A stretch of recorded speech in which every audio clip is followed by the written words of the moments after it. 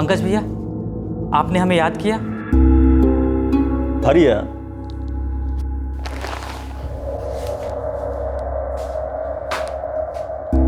कितना रिफिल डालने को कहते थे तुमको? 500 का भैया, इतने ही तो आप दिए रहे। और साला 3 फोन में बैलेंस 0 हो गया। क्या बात कर रहे हैं भैया? उस साला मोबाइल दुकान वाला जरूर कोई मिस्टेक किया होगा। लीजिए, पकड़िए और ठीक से भर के लाइएगा। बस भैया, हम यूं गए और यूं लौटे।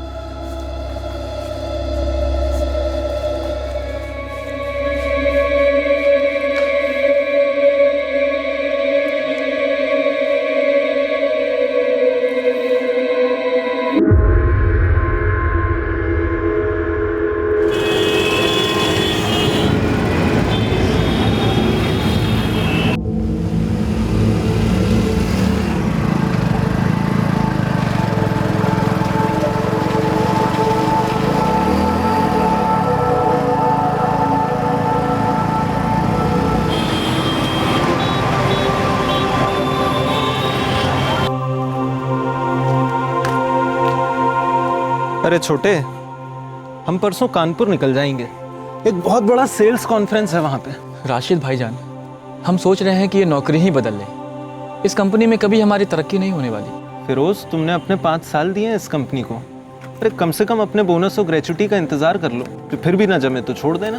आपके कहने का मतलब कि फाइनेंशियल ईयर खत्म होने तक का इंतजार करें? नहीं अफरीन दीदी, आप चीटिंग कर रहे हैं। अरे कोई गड़बड़ की नहीं मैंने, पासे पर चाहिए तो आया, चीटिंग नहीं की मैंने। काशिफ, नवाब को भी अपने साथ खेलने के लिए बुला लीजिए। जब देखो तब टीवी से चिपके रहते हैं जनाब। फूफी, अब नवाब भैया को टीवी देखना अच्छा लगता है, तो मैं क्या करूं? यस, अफरीन दीदी, ये देखो हमारा पीछे आया। हाँ अम्मी, अब रहने दो ना, उसे अपने सीरियल्स देखना ही पसंद है।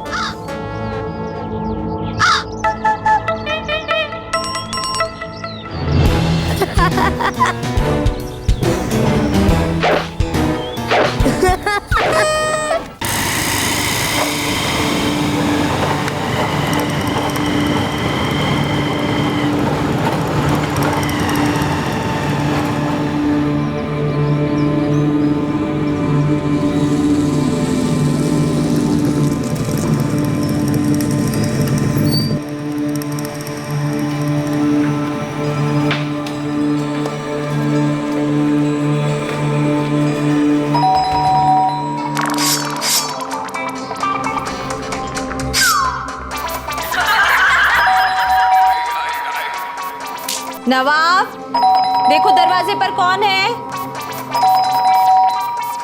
काशिफ, तुम ही जाकर देखो कौन है। ये नवाब सच में नवाब ही है। लेकिन अम्मी, इतनी देर रात को कौन आया होगा? अरे होगा कोई मोहल्ले वाला, और कौन होगा?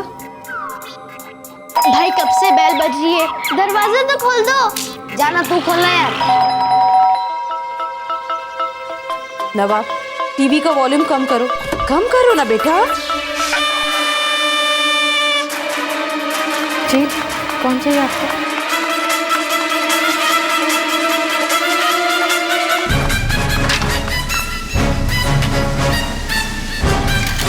कौन है आप लोग? हाँ, क्या है ये सब? नवाब! नवाब! बचाओ! बचाओ! बचाओ!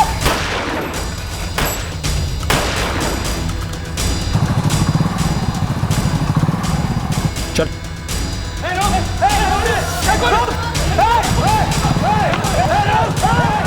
आगे बढ़े तो थोड़ा दबा देंगे।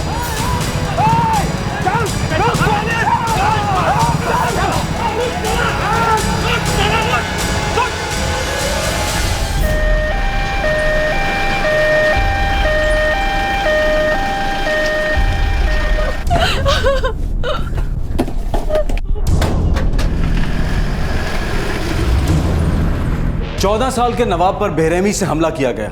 उसके घर में घुसकर हमलावरों ने उस पर गोलियां दागी। अफसोस वो बच नहीं पाया।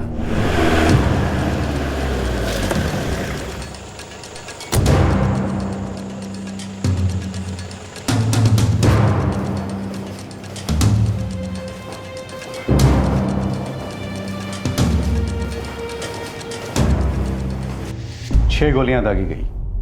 जब तक यहां लाया गया तब तक उसकी मौत हो चुकी थी। वैसे अभी इसका डिटेल पोस्टमार्टम करना बाकी है।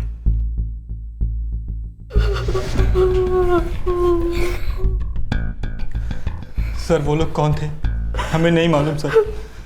हम लोग उनके पीछे दौड़े भी थे लेकिन वो निकल गए सर।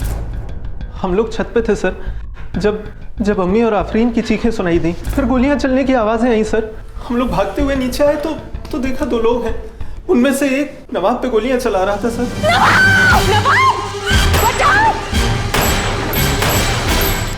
तो वो लोग घर में घुस आए और नवाब पे गोलियां चला दी? जी सर, आफरीन ने यही कहा है। अर्शिद जल्दी आओ, सुलेमान जहाँ कहीं भी हो उससे बोलो यहाँ पहुंचे।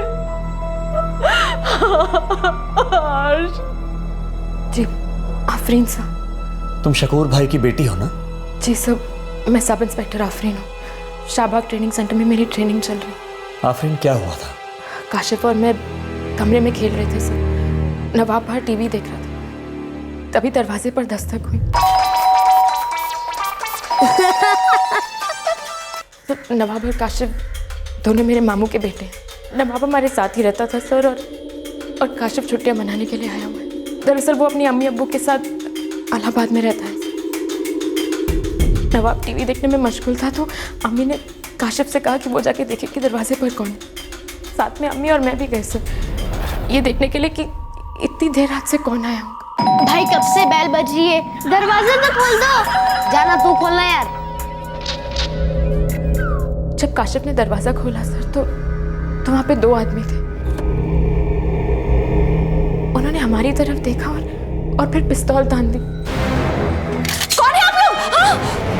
और उन लोगों ने नवाब पर गोलियां चलानी शुरू कर दी सर। अम्मी और मैं तो बस दंग ही रह गए सर। राशिद भाई और फिरोज भाई ने उनका पीछा करने की कोशिश की लेकिन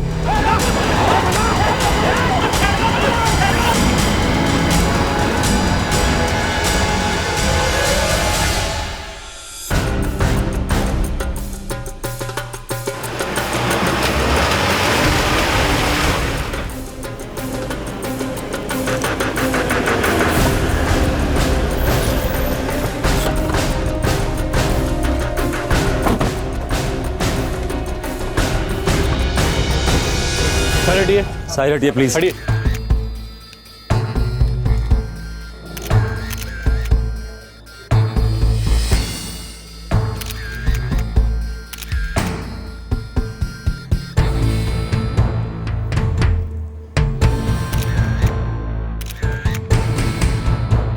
साहब ये 6 खाली कारतूस मिले।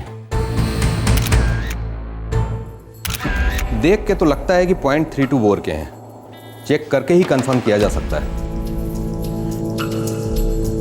3 लोग एक ही बाइक में सवार थे, इसीलिए नजर पड़ गई थी। उम्र से यही कोई 30-35 साल के दिख रहे थे साहब। असल में तो उन्हें तब देखा जब घर से भागते हुए वो बाहर आए और फिर फिरोज चाहे पकड़ो उनको। उनके हाथ में पिस्तौल थी, उन्होंने हम पर तान दी। आगे बढ़े तो थोड़ा दबा देंगे। और फिर वो लोग यहाँ से भाग गए। उनमें से किसी को आप लोग जानते थे? नहीं साहब, कोई जानकार होता तो ऐसा खुला घर में घुस के गोलीबारी करके नहीं जाता। जैसे ही हमने गोलियों की आवाज सुनी हम तो बिल्कुल घबरा ही गए। हमने देखा एक लड़का बाइक पर सुकून से बैठा इंतजार कर रहा था, वो जरा भी परेशान नहीं लग रहा था।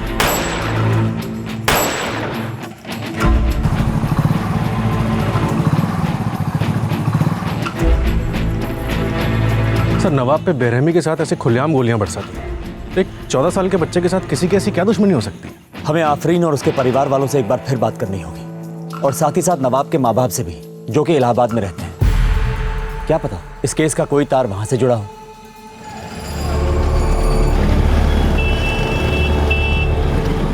क्या क्या बोल रही हो तुम? कब हुआ ये? कुछ देर पहले राबिया बाजी का फोन आया था। उन्होंने कहा कि नवाब गया।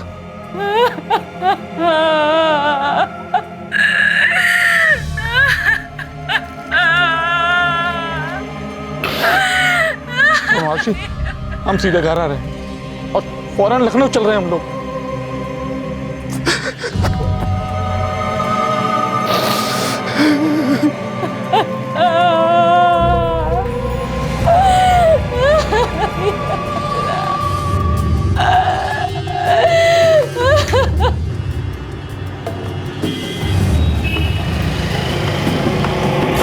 देखिए पंकज भैया, मामला सीधा सा है। पैसा काम होने के बाद मिलना था, काम हो गया, पैसा मिला नहीं। देखिए हम सीधे सीधे कह रहे हैं, बहुत ही गलत बात है। गुड्डो सुनो सुनो, देखिए ज़्यादा गर्म होने का जरूरत नहीं है। हम बैठे ना यहाँ पे, ये याद रखिए आप। अरे आप ही के कहने पे पीड़ा उठाए थे हम। अब जब तक पैसा ना आए तब तक कुछ ना कहिएगा हमें। गुड्डो गुड्डो,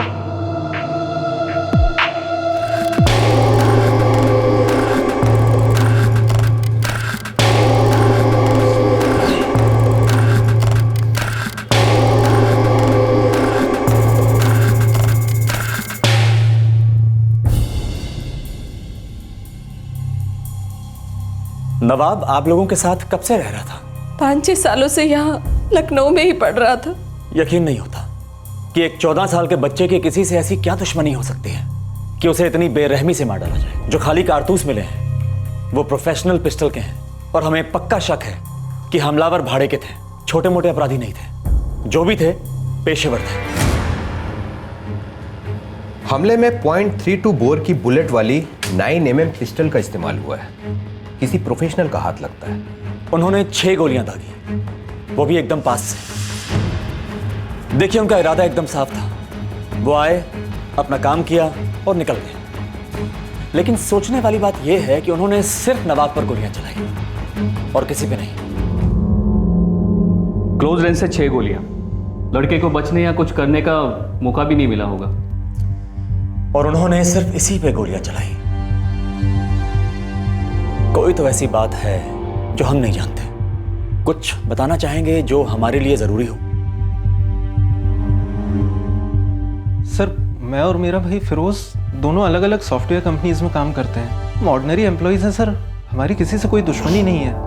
और इतनी बड़ी तो हो ही नहीं सकती कि कोई हमारे कजन से उसका बदला निकाले, एक 14 साल के बच्चे से। नहीं सर। आफरीन, आपको क्या लगता है, कोई अंदाजा? नहीं सर, मैं तो बस ये सोच रही हूँ कि उन लोगों ने नवाब पर हमला किया। वहां पर अम्मी, काशिफ, मैं सब थे, लेकिन उन लोगों ने सिर्फ नवाब पे। खुद समझ में नहीं आ रहा। हमेशा सुलेमान भाई को समझाती रही कि एक ना एक दिन इस सब का असर घर वालों पर पड़ेगा, लेकिन हमेशा से डर था मेरे अंदर। कैसा डर? सुलेमान का इस सबसे क्या ताल्लुक? भाई है ना वो आपका? जी साहब, सुलेमान मेरा छोटा भाई है, लेकिन जुर्म और अपराध से ताल्लुक रखने वालों के साथ उसका उठना बैठना था। मैं, उसकी बीबी आरशी और मेरे शौहर शकूर मियाँ, जब वो जिंदा थे हम लोग उसे बहुत समझाते थे साहब कि छोड़ दे ये सब, पास आ जाए इन सब चीजों से, लेकिन वो। सुलेमान, 2 बच्चे हैं आपके, आपको उनकी हिफाजत के बारे में सोचना चाहिए। सुलेमान, छोड़ दो ये सब कुछ। कहीं ऐसा ना हो कि तुम्हारी हरकतें तुम्हारे अपनों को डस ले। देखो हम पुलिस में हैं, लेकिन आज तक हमारी वर्दी पे हमने दाग लगने नहीं दिया। हम कहते छोड़ दो ये सब कुछ। सोचते हैं भाईजान, इस बारे में सोचते हैं कुछ। सोचना नहीं है सुलेमान, छोड़ना है तो बस छोड़ना है। राबिया आपा, इतना आसान नहीं कि कहा और हो गया बस। जरा नवाब और काशिफ के बारे में तो सोचिए। भाईजान आप तो जानते ही हैं कि एक बार आदमी इस दलदल में घुस जाता है तो निकलना इतना आसान नहीं होता है। लेकिन सुलेमान कोशिश तो करके देखो। एक काम करिए भाईजान, नवाब को और काशिफ को आप यहाँ लखनऊ में अपने साथ रख लीजिए। आप तो जानते हैं कि हमारे साथ रहना उनके लिए खतरे से खाली नहीं होगा। और आरशी चाहे तो वो भी आप लोगों के साथ लखनऊ में रह सकती है यहाँ पे।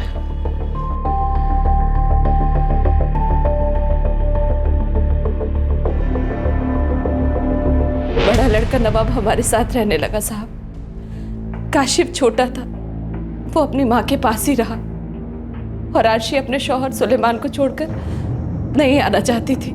तो आपको लगता है कि इस सब का ताल्लुक सुलेमान के बैकग्राउंड से है? कोई है जो सुलेमान की दुश्मनी उसके बेटे को मार के निकाल रहा है?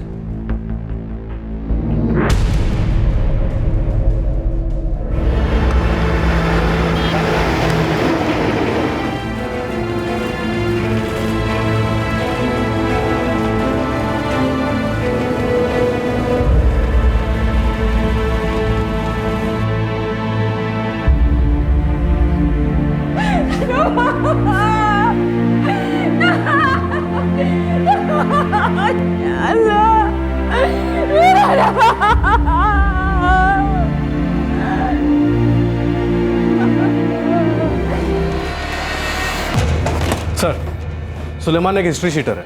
इलाहाबाद में उसके खिलाफ बहुत सारे छोटे मोटे जुर्म दर्ज हैं।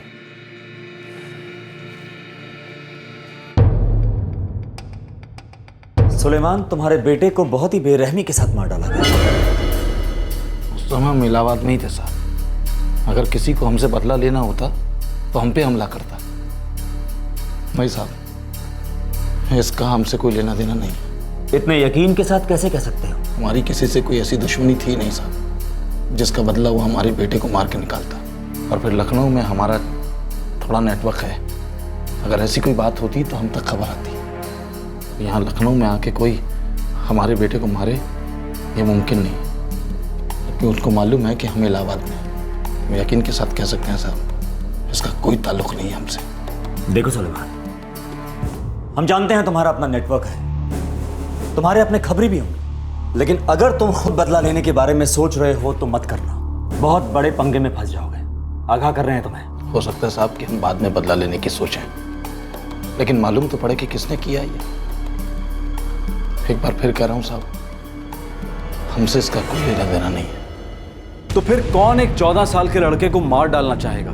उसके अब्बा सुलेमान का बैकग्राउंड बेदाग नहीं था, पर उन्होंने साफ साफ कहा था कि इस वाकये का उनकी हरकतों से कोई ताल्लुक नहीं है। तो क्या यह नवाब का अपना ही कोई मसला था जिसका यह अंजाम हुआ था?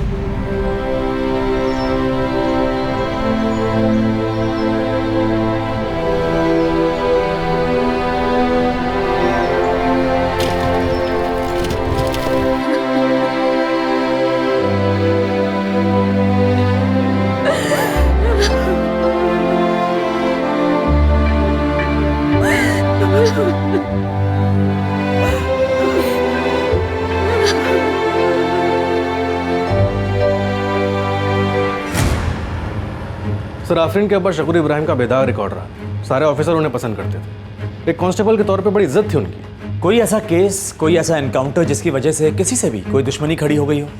ईमानदार और शरीफ पुलिस वाला था सर। दुश्मनों की कोई कमी तो रही नहीं होगी, लेकिन उन्हें गुजरे 4 साल हो गए। 2009 में ही वो चले गए थे। कोई दुश्मनी हो भी तो इतने सालों बाद उनके छोटे से भतीजे के साथ निकाली जाए, मुश्किल ही लगता है सर।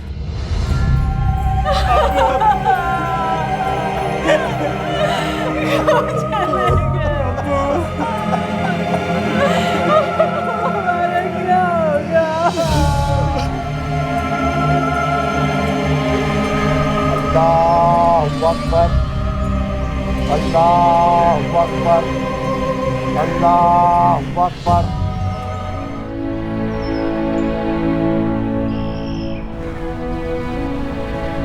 आपके पिताजी बहुत ही अच्छे पुलिस ऑफिसर थे। हम सब उनकी बहुत रिस्पेक्ट करते थे। आप लोग बिल्कुल भी चिंता मत कीजिए, उनके सारे ड्यूज सब जल्द से जल्द क्लियर करा दिए जाएंगे। और अगर आपकी फैमिली में से कोई पुलिस फोर्स ज्वाइन करना चाहता हो तो उसके लिए ऑफिशियली हम मौका तैयार करेंगे।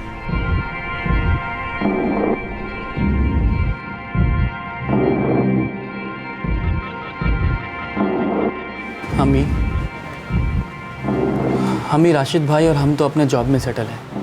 हम पुलिस में नहीं जाना चाहते। लेकिन अगर आफरीन पुलिस फोर्स ज्वाइन करना चाहे तो वो कर सकती है।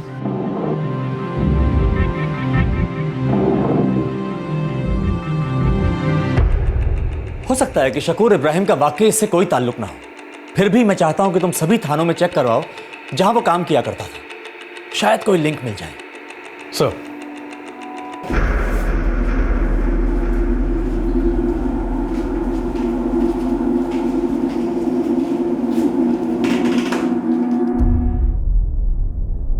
आफरीन, तुम्हें लगता है कि जो कुछ भी हुआ उसका तुम्हारे घर के किसी भी आदमी से कोई संबंध नहीं है? मालूम नहीं सर, मेरे लिए तो ये सोचना भी नामुमकिन है कि एक 14 साल के छोटे से बच्चे पर कोई इस तरह से हमला कर सकता है। एक 14 साल के लड़के पर बड़ी बेरहमी से उसके घर में गोलियां दागी गई थी, लेकिन इस मर्डर केस का कोई क्लू हाथ नहीं लग रहा था। कोई जरा सा सिरा भी तफ्तीश की पकड़ में नहीं आ रहा था जो कातिल की ओर इशारा करता हो। और फिर राबिया ने एक चौंकाने वाला खुलासा किया।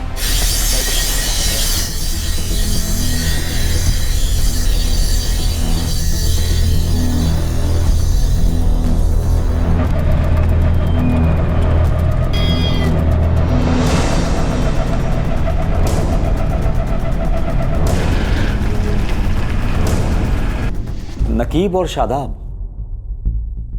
जी सर।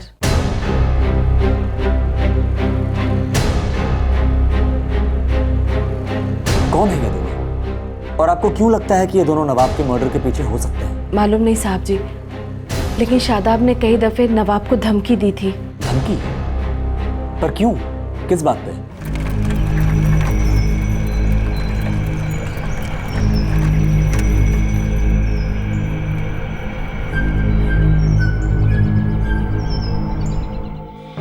फूफी फूफी फूफी, वो शादाब है ना, आज फिर हमें मिला मार्केट के रास्ते में। क्या? वो हमारा पीछा कर रहा था और फिर आफरीन दीदी को परेशान करने लगा। प्लीज दीदी एक दिला दो ना दीदी, प्लीज दीदी प्लीज दिला दो ना दीदी। खराब है ना, फिर अम्मी हमें ही डांटेगी। चलो अब तुम यहाँ से चलो।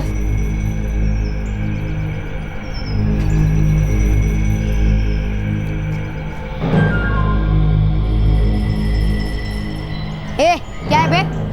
मैं आपकी दीदी से बात करनी है कुछ। शादाब, हम पहले कह चुके हैं ना कि हमें तुमसे कोई बात नहीं करनी। एक बार में बात समझ नहीं आती तुम्हें। चलो ना। आफरीन, शादाब हाथ छोड़ो हमारा। शादाब हाथ छोड़ दीदी का। छोड़ो मेरा। एक बार हमारी बात सुन लो आफरीन। शादाब हाथ छोड़ दीदी का। छोड़ो मुझे। शादाब आगे से दीदी को हाथ मत लगाना, समझा क्या? नवाब तुम चलो यहाँ से।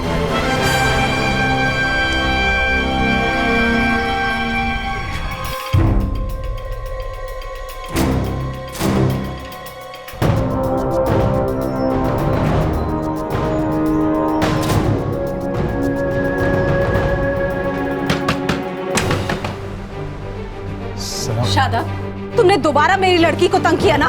नहीं आंटी, मैं तो उससे बस। क्या बस? हाँ, अगर दोबारा ऐसा किया ना तो अंजाम ठीक नहीं होगा, समझ लो तुम।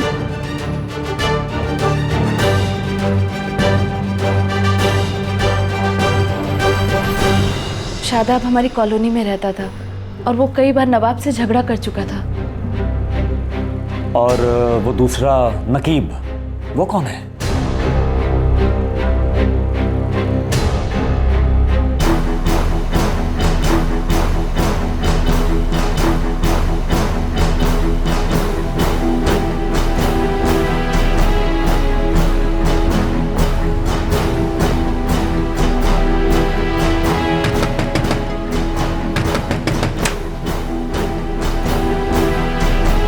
बेटी क्या है? कौन है आप? पहले अपनी बेटी आफरीन को बुलाओ, उसी के सामने बताती हूँ मैं कौन हूँ। बुलाओ उसे। कौन है अम्मी? आफरीन ये तू ही है ना वो जिसने मेरे देवर ओवैस के दिमाग में जहर भर दिया है? बोल रही हूँ, दूर रहे उससे। सुनिए, जबान संभाल के बात कीजिए। हाँ आफरीन, क्या है ये सब? कौन है ये औरत? अम्मी मैं नहीं जानती ये औरत कौन है। नाम है मेरा। और ये आपकी लड़की पर कोई लगाम नहीं है? मेरे देवर ओवैस पर मरी जा रही है ये। क्या बकवास कर रही हैं आप? और आप अपने देवर को लेकर इतनी गर्म क्यों हो रही है? इतना ये तो उससे जाके कहिए ना कि मुझसे दूर रहे। आफरीन चुप करो। चुप कैसे करेगी ये? गुलछर्रे जोड़ा रही है ओवैस के साथ। क्या दिक्कत क्या है आपको? तू उसका इस्तेमाल कर रही है, भटका रही है उसे, जैसे औरों का करती है ये हमेशा। मैं आप करके बात करी तो तू कुछ ज्यादा ही बोल रही है। अब एक बात भी अपनी जबान से निकाली ना तो मेरा जबान संभाल के बात करो ना, वरना हाथ पांव तोड़ दूंगी तेरे। बंद करो ये तमाशा, बहुत हो चुका। अपनी लड़की को संभाल कर रखो, वरना अंजाम अच्छा नहीं होगा। आफरीन, आफरीन तुम अंदर जाओ। लेकिन हम कह रहे तुम अंदर जाओ। जाओ अंदर। और देखिए, अब जो कोई भी है आप भी यहाँ से चली जाइए बस।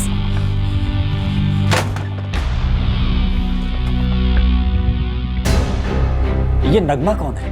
नकीब की बहन है नगमा। नकीब वही जिसका आपने शादाब के अलावा नाम लिया, पर आपको लगता है कि वो भी नवाब का कत्ल करवा सकता है? जी। राबिया जी, आपको लगता है कि नकीब नवाब का कत्ल करवा सकता है, जो कि आफरीन का कजन था, क्योंकि आफरीन का नगमा के देवर के साथ अफेयर था? देखिए राबिया जी, हमें लगता है कि आप कुछ ना कुछ तो छुपा रहे हैं। बताइए भला नकीब ऐसा क्यों करेगा? नवंबर 2010 में वो नगमा। क्या हुआ था नगमा के साथ? आपको कब पता चला है?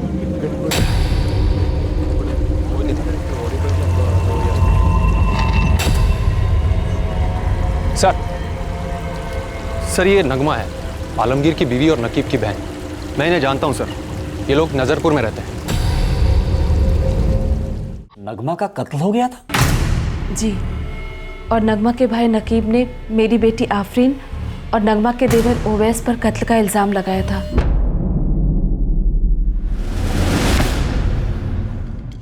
तहकीकात के बाद साबित हुआ कि मेरी बेटी बेकसूर थी, ओवैस ही मुलजिम था। आफरीन की अम्मी और नवाब की फूफी राबिया ने 2 नाम जाहिर किए जो शायद इस खून में शामिल थे, शादाब और नकीब। शादाब आफरीन का पीछा किया करता था, नवाब को धमकी भी दे चुका था, जिसके बारे में नवाब अक्सर राबिया से शिकायत भी करता था। नकीब जिसकी बहन नगमा मारी गई थी और जिसकी आफरीन से कई बार लड़ाई हुई थी, नगमा की मौत का जिम्मेदार नकीब आफरीन को मानता था।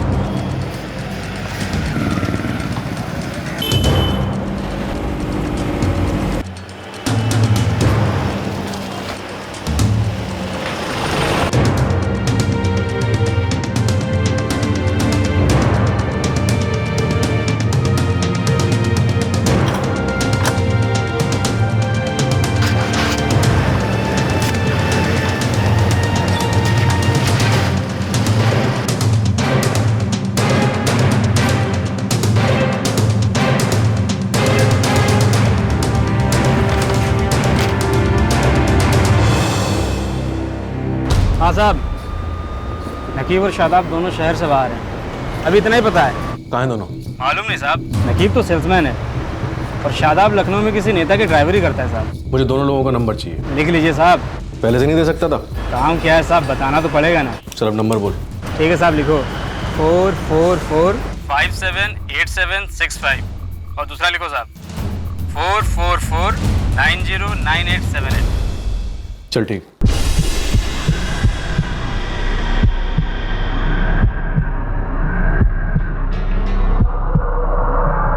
सर, नकीब और शादाब दोनों शहर से बाहर हैं। उन्हें खबर किए बगैर उनकी लोकेशन ट्रैक की है।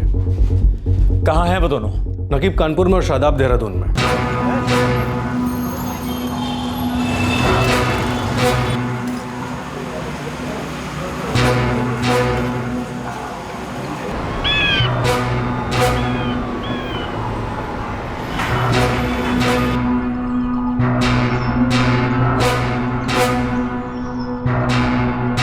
नहीं मनोज, अभी उन्हें भनक भी मत लगने देना। राबिया ने उन पर सिर्फ शक जाहिर किया है। पहले हमें इनका बैकग्राउंड चेक करना है कि ये लोग इसमें शामिल हैं भी या नहीं। फिलहाल वो सिर्फ सस्पेक्ट्स हैं। सर, हम नकीब और शादाब दोनों की पूरी जानकारी निकलवाते हैं। नकीब की बहन नगमा के मर्डर की रिपोर्ट जिस थाने में दर्ज है, हम उसे भी निकलवा के देखते हैं। मेरे पल्ले तो अभी भी नहीं पड़ रहा है कि एक 14 साल के बच्चे को इतनी बेरहमी से क्यों मार डाला गया, जबकि उसका इस सबसे कोई लेना देना ही नहीं था।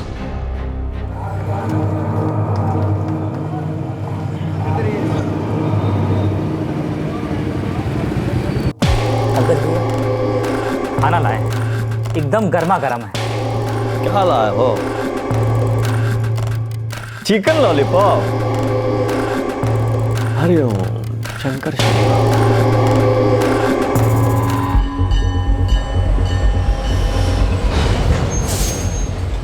यहाँ से तुम अलग, हम अलग।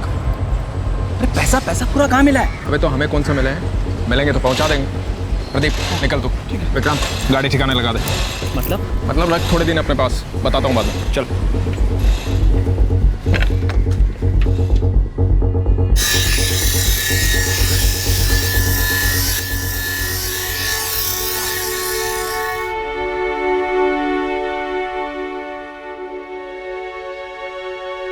काशिफ, कुछ तो खा ले। दीदी मुझे नवाब भाई की बहुत याद आती है दीदी।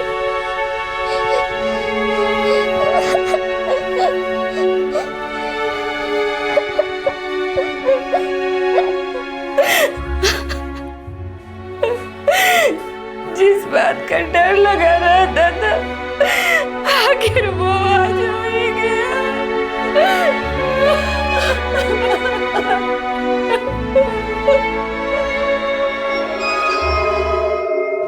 नवाब से किसी को ऐसी क्या दुश्मनी हो सकती है?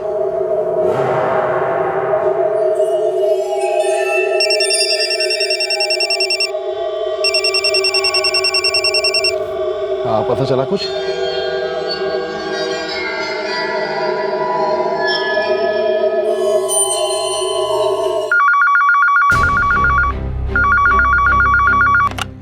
हाँ, हमने सुन रखा है इस केस के बारे में। ठाकुर, चौहान साहब नगमा मर्डर केस के बारे में इन्वेस्टिगेटिंग ऑफिसर से बात करना चाहते हैं। राजीव साहब थे उस केस के आईओ। आजकल राजीव साहब हेडक्वार्टर में पोस्टेड हैं। Okay, thank you.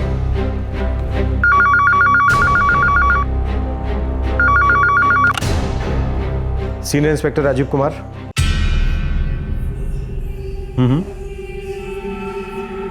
Ji sir, Chauhan साहब इस केस के बारे में कुछ जानकारी चाहते थे, आपसे मिलना भी था उन्हें। त्यागी, इस केस के आपके प्राइम सस्पेक्ट नकीब और शादाब है ना? जी सर, अभी तक की जांच में तो यही सामने आया है। वैसे तो ये मेरा केस नहीं है, फिर भी एक इंपॉर्टेंट लीड दे सकता हूँ। शायद वो आपकी जांच को सही डायरेक्शन में ले जाए। क्या है वो लीड सर? जैन सर, नगमा मर्डर केस की जांच से कुछ हासिल नहीं होने वाला। मुजरिम आपके आइन सामने है। कौन है मुजरिम? शादाब। राजीव जी, आप इतने दावे के साथ कैसे कह सकते हैं? कोई सॉलिड लीड है आपके पास? चौहान साहब सन 2004 में फोर्स ज्वाइन की थी। 9 साल का तजुर्बा है, बड़े बड़े केसों पर काम किया है। अब तो वो कहते हैं ना, लिफाफा देखकर खत का मजमून भाप लेते हैं। हम भी आपके तजुर्बे की तारीफ करते हैं राजीव जी, लेकिन आप ही बताइए, बिना सबूत के हम उसे इस कत्ल से जोड़ें भी तो कैसे जोड़ें? उठा लो, 2-4 डंडे लगाओ, 1 मिनट में सच की उल्टी कर देगा। आप ठीक कह रहे हैं, लेकिन फिर भी नगमा मर्डर केस के बारे में हम ठीक से जानना चाहेंगे। चौहान साहब, आपको हम पर यकीन नहीं है क्या? हम भी आप ही की तरह पुलिस वाले हैं। जब तक माजरा ठीक से समझ में ना आ जाए, चैन ही नहीं आता। हमने इस पॉइंट तक तहकीकात की थी। नगमा को आफरीन से खुंदक थी। नकीब ने इसे वजह माना और आफरीन पर इल्जाम लगा दिया।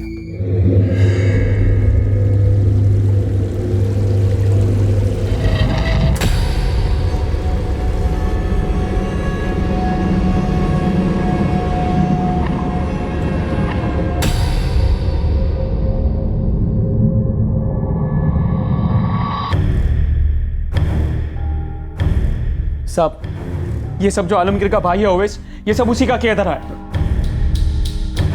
नहीं साहब, मेरा भाई अपनी भाभी को नहीं मार सकता। साहब, इनको तो सच दिखता भी नहीं। इनको तो ये भी नहीं दिखता कि आफरीन और ओवैस के बीच में क्या था, किस तरह से आफरीन ओवैस का इस्तेमाल कर रही थी। वो मेरी बहन थी जिसने एक अच्छी भाभी होने का फर्ज अदा किया और ये बात उठाई थी, वरना आलमगीर की आंखों पे तो सिर्फ पट्टियां बंधी हुई है। नकीब, मेरा भाई नगमा को कभी नहीं मार सकता। भले नगमा को ओवैस के प्यार से तकलीफ हो, लेकिन इसका मतलब ये नहीं है कि ओवैस नगमा को मार देगा। बिल्कुल नहीं।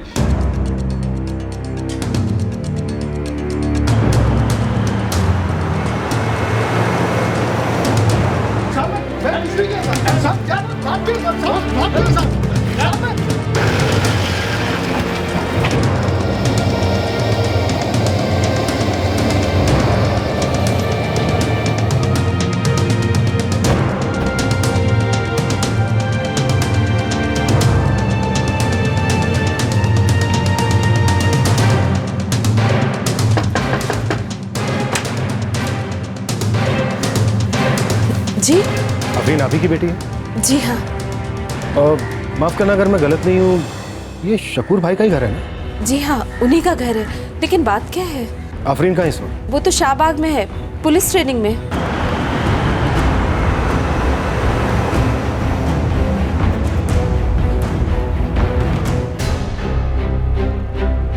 शकूर भाई बहुत ही इज्जतदार कांस्टेबल थे। वो ओहदे में भले ही हमसे कम थे, लेकिन तजुर्बे में हम सब के बाद। ये तो हमारी किस्मत थी कि हमें उनके साथ काम करने का मौका मिला।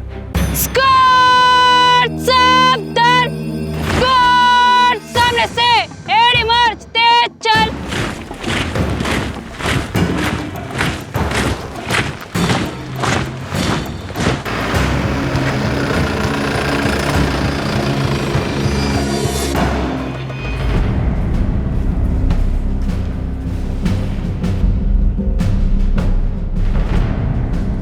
कब से चल रही तुम्हारी ये ट्रेनिंग?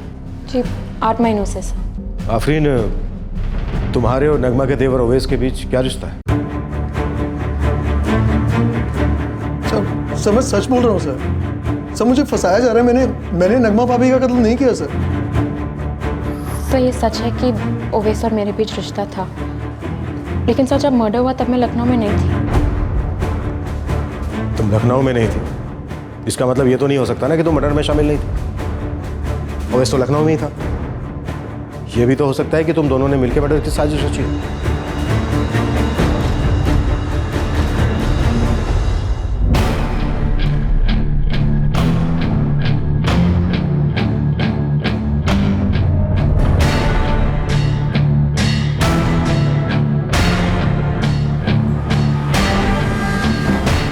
मैं 7वीं में पढ़ता हूँ सर। गुड। और तुम्हारा छोटा भाई काशिफ? वो दूसरी में सर, और वो अम्मी के साथ इलाहाबाद में रहता है। नवाब, तुम जाकर बाहर खेलो। Thank you. बड़ा प्यारा बच्चा है।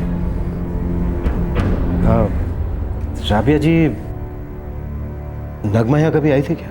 कई बार आई थी साहब। जब भी आती गाली गलौज ही करती, बहुत भला बुरा कहती थी मेरी बच्ची को। चिल्ला चिल्लाकर पूरा मोहल्ला इकट्ठा कर लेती थी वो। इस केस में एक बात हमें हमेशा हैरान करती रही कि एक भाभी नगमा अपने देवर ओवैस के आफरीन के साथ अफेयर को लेकर इतनी हाय तौबा क्यों मचाती रही। और यही तो मामले की असली गांठ थी। जी सर, ये सच है सर। तेरे और तेरी भाभी नगमा के बीच के रिश्ते का तेरे भाई आलमगीर को भी पता नहीं था? जी सर। ओवैस तो डरता था कि कहीं तेरी भाभी नगमा तेरे भाई के सामने ये रिश्ता जाहिर ना कर दे, इसलिए तूने उसी को रास्ते से हटा दिया और इल्जाम आफरीन पर लगा दिया। नहीं सर, ये सही नहीं है सर। मैंने नगमा को नहीं मारा सर।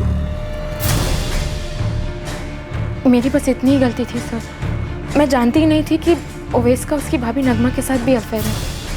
मैं तो हमेशा से इसी बात को लेकर परेशान रहती थी कि नगमा को आखिर ओवैस और मेरे रिश्ते से दिक्कत क्या है। आफरीन, मुझे मालूम है तुम्हें इस मामले में फंसाया जा रहा है, लेकिन तुम बिल्कुल चिंता मत करो।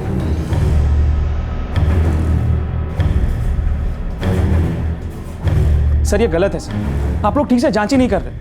सर मैं पक्का बोल रहा हूँ कि आफरीन ही मेरी बहन के मर्डर में शामिल है। देखो नकीब, मैं तुम्हारे दर्द को अच्छी तरह से समझ सकता हूँ। आफरीन का इस मर्डर से कोई लेना देना नहीं, ओवैस ही है जो इस मर्डर में शामिल है। साहब मेरी बहन को ऐसी वैसी औरत नहीं थी, वो झूठ बोल रहा है। सब नगमा कभी भी अपने शौहर को धोखा नहीं दे सकती। नकीब, कड़वा है पर सच यही है।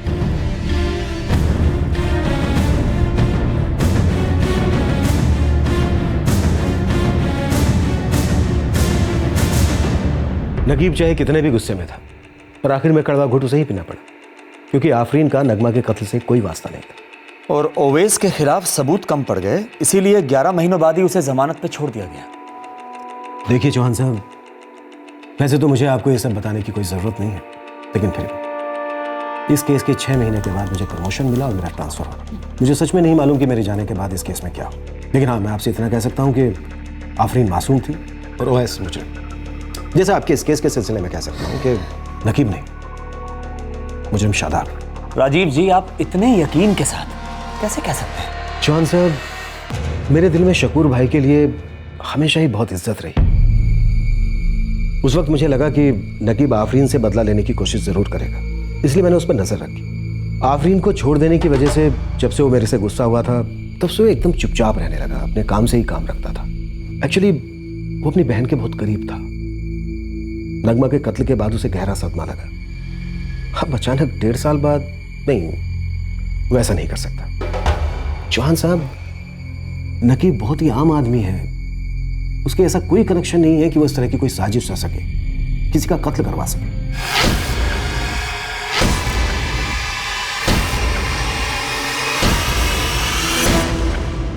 बहुत बहुत शुक्रिया राजीव जी। My pleasure. चौहान साहब, इस केस के सिलसिले में आपको कोई भी जरूरत पड़े, बेझिझक कांटेक्ट करना। जरूर। Thank you. मनोज, ये राजीव जी शकूर भाई के बहुत करीबी थे। सर कहीं ऐसा तो नहीं कि इसी वजह से आफरीन को शक के दायरे में नहीं लाया गया? तुम एक काम करो, नकीब का सारा कच्चा चिट्ठा बाहर निकालो। एक बार नकीब के सारे नकाब हट जाएं, उसके बाद हम शादाब पे हाथ डालेंगे। सर।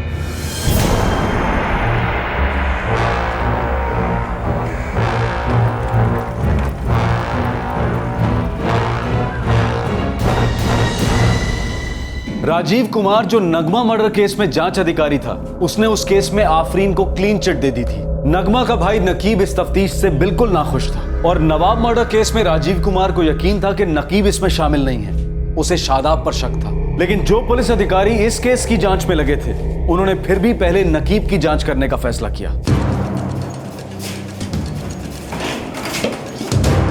देख नकीब, सच क्या है बता दे। सर मेरी बात का यकीन कीजिए, मैं सच बोल रहा हूँ, मैं नहीं जानता हूँ नवाब कौन है। और सर मुझे तो ये भी नहीं पता था कि आफरीन का कोई कजिन भाई है नवाब जो उसके साथ रहता था। सर मुझे अभी भी पक्का यकीन है कि मेरी बहन के मर्डर की ठीक से तफ्तीश नहीं हुई। सर मेरा इस नवाब के मर्डर केस से कुछ लेना देना नहीं है। हाँ ये बात सच है कि मैं आफरीन से गुस्सा था, ओवैस से नाराज़ था, लेकिन सर मैं किसी ऐसे को कैसे मार सकता हूँ जिसको मैं जानता तक नहीं, और वो भी एक 14 साल का बच्चा। सर मेरा यकीन कीजिए, मेरा इस सबसे कुछ लेना देना नहीं है।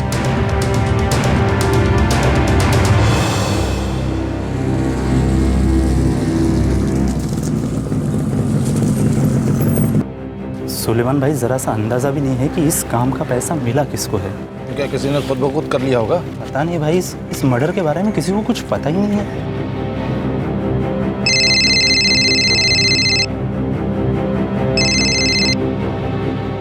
हाँ पप्पू बोल। हाँ साहब, पहली खबर, हमला करने वाले का कुछ पता नहीं चला। कहीं बाहर से आए थे क्या? ऐसा ही हो सकता था, लेकिन कुछ पक्की खबर नहीं है। शादाब अभी कहाँ होगा? देहरादून से वापस घर की तरफ आ रहा है, ऐसा कुछ सुनने में आया। नजर रख उस पे, उसके लखनऊ में कदम रखते के साथ ही मुझे खबर कर, समझा?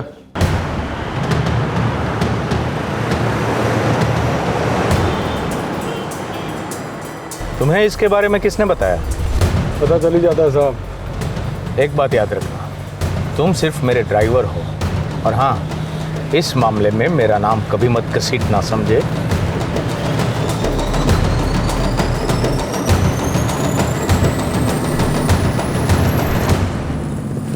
सलाम साहब। बोल कालू।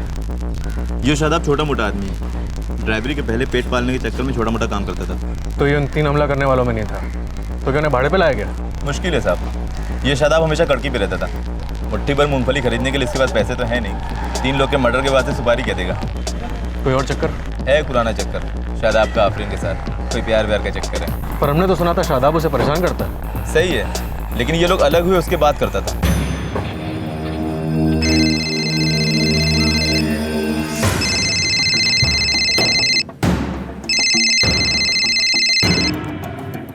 हेलो जी सर। जी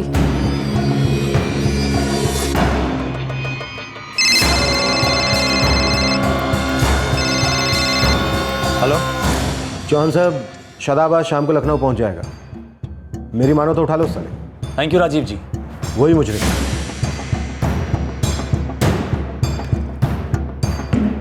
मैं कमिंग सर। आओ आफरीन।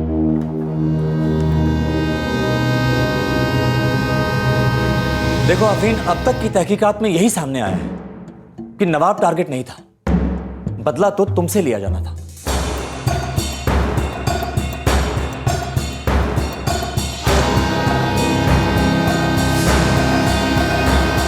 कौन है आप लोग?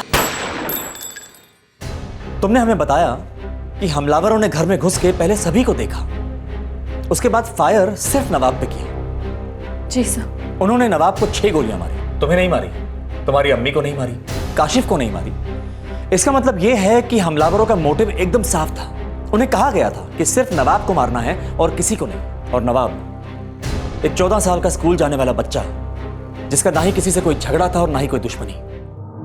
मुझे मालूम है सर, लेकिन मुझे ये समझ नहीं आ रहा आप किस तरफ इशारा कर रहे हैं। तुम्हारी अम्मी ने हमें बताया कि नकीब तुमसे गुस्सा था क्योंकि उसकी बहन नगमा के मर्डर केस में तुम्हें क्लीन चिट दे दी गई थी, और शादाब तुम्हें परेशान करता था। तुम्हारी अम्मी ने इन दोनों पर शक जाहिर किया है।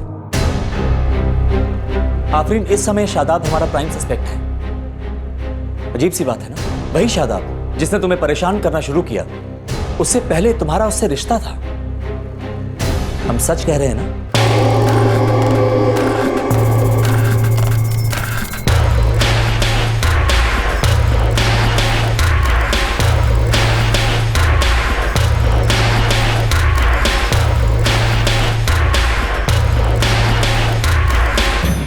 सर ये सच है कि मेरा पहले शादाब से रिश्ता था। आफरीन, तुम्हारा पहले शादाब के साथ रिश्ता था, फिर ओवैस के साथ हुआ, और 2 लोग जिन पे हमें शक है कि उनका नवाब के मर्डर के साथ कोई संबंध हो सकता है, वो है नकीब और शादाब। अब नकीब का ओवैस के साथ ताल्लुक है, लेकिन शादाब का बिल्कुल नहीं। ये सब क्या है आफरीन? ऐसा क्या है जो तुम जानती हो लेकिन हमसे अब तक छिपा रही हो? सर मैं कुछ नहीं छुपा रही, मुझे नहीं समझ आता।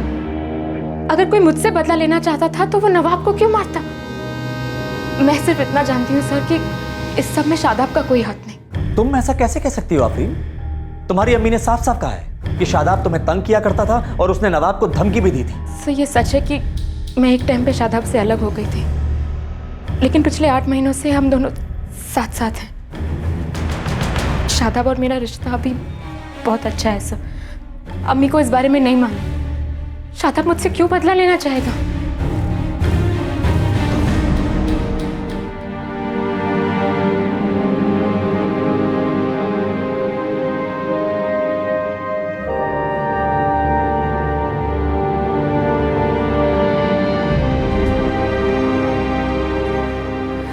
फिरोज, क्या हुआ? कहाँ है वो? बस आ रही है अम्मी, बता रही थी पुलिस वालों ने बुलाया था। 14 साल के नवाब का बेरहमी से कत्ल हो गया और उसकी फूफी ने 2 लोगों पर शक जाहिर किया, नकीब और शादाब। राजीव कुमार ने नकीब को क्लीन चिट दे दी और बहुत ही यकीन के साथ कहा कि शादाब ही असली मुजरिम है। और अब आफरीन के बयान ने सारी की सारी तहकीकात ही उलट कर रख दी। क्या सच था इसके पीछे? आखिर ये क्या साठगांठ थी? शादाब के कॉल रिकॉर्ड एकदम ठीक है, कहीं कोई शक करने की वजह नहीं है। और आफरीन का कहना है कि वो और शादाब एक बार फिर से साथ हैं और शादाब ऐसा कर ही नहीं सकता। ये नकीब तो इस पूरे वाकये से बाहर लगता है सर। मनोज, कहीं ऐसा तो नहीं कि हमें इस मामले से जानबूझ के भटकाया जा रहा है और असल में सच्चाई कहीं और ही है?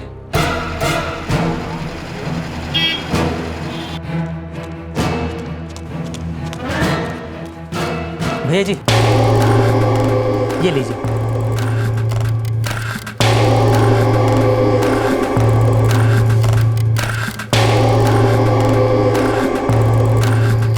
गुड्डू भैया, गाड़ी का क्या करें?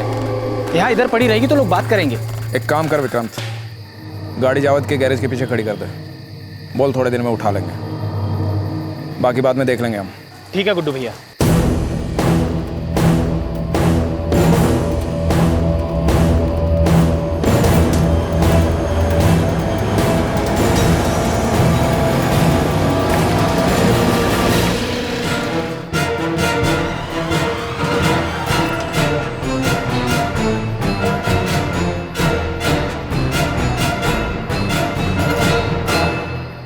कहीं ऐसा तो नहीं कि यह शादाब ही है जिसे आफरीन की वजह से बेनिफिट ऑफ डाउट मिल रहा है? मैं मानता हूं कि उसके फोन रिकॉर्ड्स क्लियर हैं, लेकिन हो सकता है कि वही मास्टरमाइंड हो इस मर्डर के पीछे और राजीव कुमार की बात सही हो। सर, राजीव सर का फोन आया था, पूछ रहे थे शादाब को अभी तक उठाया कि नहीं। मनोज, कहीं ना कहीं कोई सांठगांठ तो है, कोई तो खेल है ये। एक काम करो, उठा लो शादाब को। सर। साहब, हम शादाब अंदर आ सकते हैं?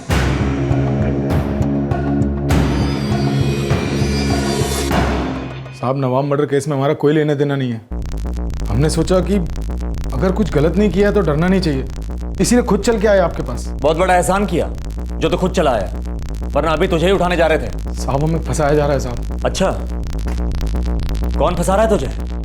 राबिया, नकीब या फिर ओवैस? कौन? बोल। साहब, हम जानते हैं किसने किया, लेकिन अगर आपको सच बताएंगे तो आप हमारी बात का यकीन नहीं करेंगे, उल्टा मारेंगे हमें। तो तुझे क्या लगता है झूठ बोलने वालों की हम यहाँ आरती उतारते हैं? साहब, ये इंस्पेक्टर राजीव कुमार ने किया है।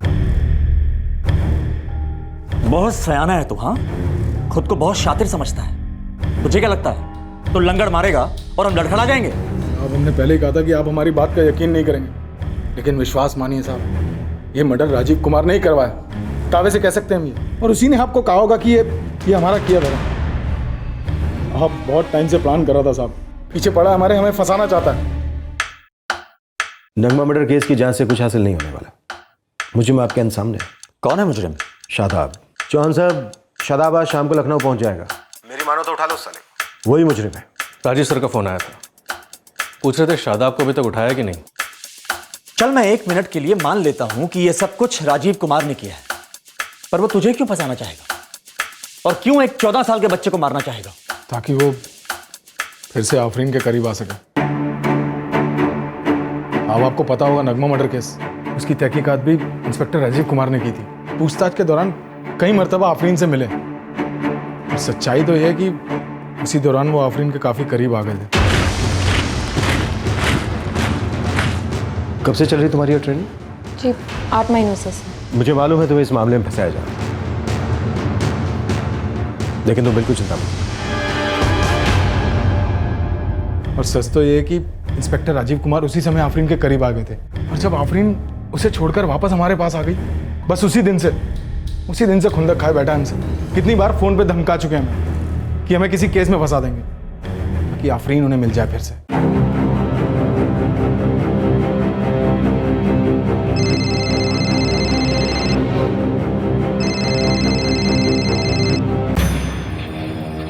क्यों रे? आज शाम को तू आफरीन से पिकनिक स्पॉट पे मिलने वाला है। साहब, अगर तू आफरीन से दूर नहीं हुआ ना, तो तुझे ऐसी पिकनिक करवाऊंगा कि तेरी जिंदगी नर्क बन जाएगी। साहब, आप बड़े आदमी हो साहब, और ताकतवर भी हो साहब। इसीलिए कह रहा हूँ, अपनी औकात में रह। अरे कहाँ तू और कहाँ आफरीन? साहब, आफरीन आपको छोड़ चुकी है। हम समझते हैं आपकी तकलीफ, लेकिन साहब हमारे पीछे पड़ने से कोई फायदा नहीं होगा। देख शादाब, अगर तूने आफरीन से दोबारा मिलने की कोशिश की ना, तो यकीन मान ले, ऐसा खेल खेलूंगा कि तुझे और आफरीन दोनों को किसी मर्डर केस में फंसा दूंगा। आफरीन को तो मैं जैसे तैसे करके बचा लूंगा, लेकिन तेरी जिंदगी पूरी उम्र जेल में सड़ेगी। उसके बाद आफरीन तो मेरे पास आ जाएगी मेरी शुक्रगुजार। देख शादाब, मेरी सलाह मान, अगर तुझे ये परेशानी नहीं झेलनी तो तू आफरीन से दूर बस।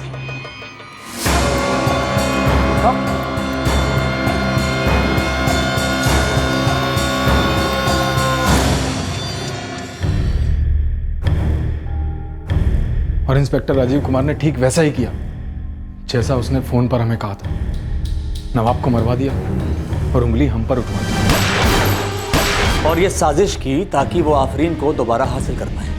जी साहब, हम सच कह रहे हैं, आप हमारी बात का यकीन कीजिए। यहाँ तक कि नगमा मर्डर केस में इंस्पेक्टर राजीव कुमार ने आफरीन का नाम जांच से हटवा के उसका दिल जीता, उसे अपने जाल में फांसा। साहब,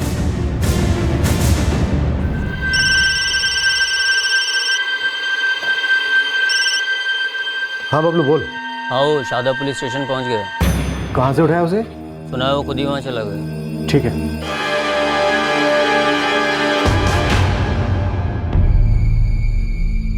एक पल के लिए तो मुझे भी लगने लगा था कि कहीं राजीव कुमार का ही तो हाथ नहीं है इसमें। सर, अब तक जिस तरह से घटनाएं घटी हैं वो तो इसी तरफ इशारा करती हैं। नगमा मर्डर केस में आफरीन को क्लीन चिट मिलना, और फिर जब राजीव साहब से इस केस की डिटेल्स मांगी गई तो उनका टालना और सीधा ये कहना कि उनके पास लीड है कि शादाब मुजरिम है, जबकि उनके पास कोई खास सबूत नहीं था। राइट मनोज, इस नवाब मर्डर केस की हर चीज, हर बात बहुत ही सोची समझी, बहुत ही नपी तुली लग रही है, और तहकीकात आगे बढ़ने की बजाय वहीं घूम रही है, वहीं चक्कर काट रही है। मनोज, 3 बातें हो सकती हैं। या तो इंस्पेक्टर राजीव कुमार कोई खेल खेल रहा है, या फिर शादाब हालात को अपनी तरफ करने की कोशिश कर रहा है, या फिर कुछ और है जो भीतर ही भीतर चक्कर चला रहा है।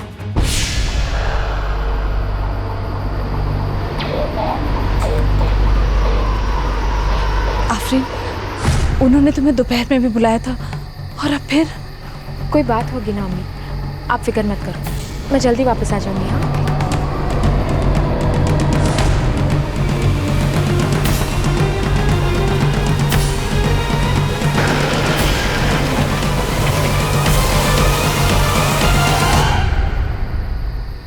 आफरीन, क्या यह सच है कि तुम्हारा इंस्पेक्टर राजीव कुमार के साथ अफेयर था?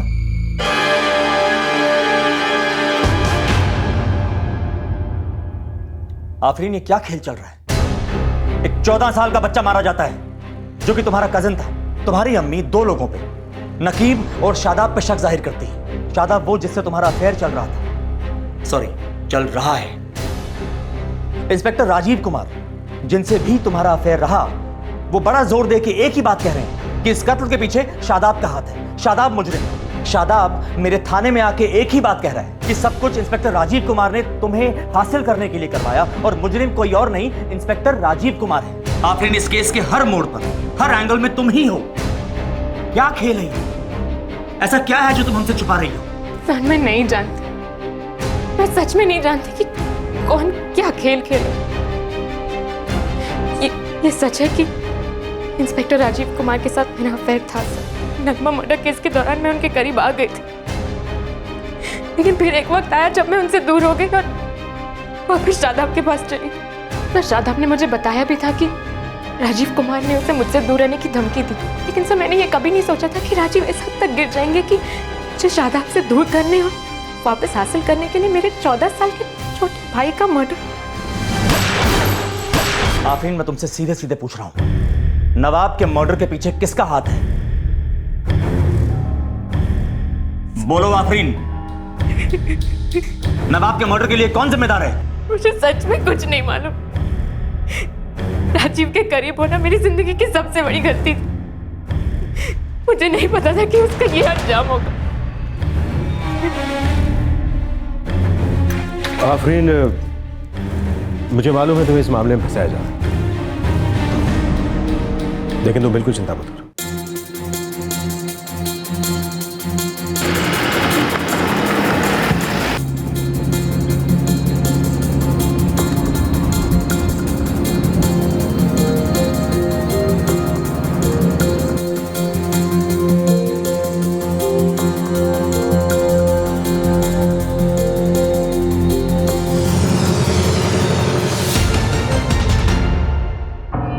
मैं उसके साथ रिश्ते में बहती चली गई, खो गई। महसूस ही नहीं हुआ कि उस रिश्ते का कोई फ्यूचर नहीं था, और जब महसूस हुआ तो बहुत देर हो चुकी।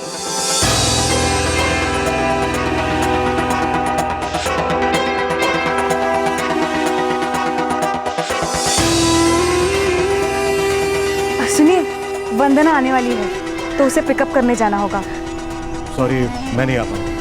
बबलू चला जाएगा तुम्हारे साथ। बबलू मैडम के साथ चले जाओ, ठीक है?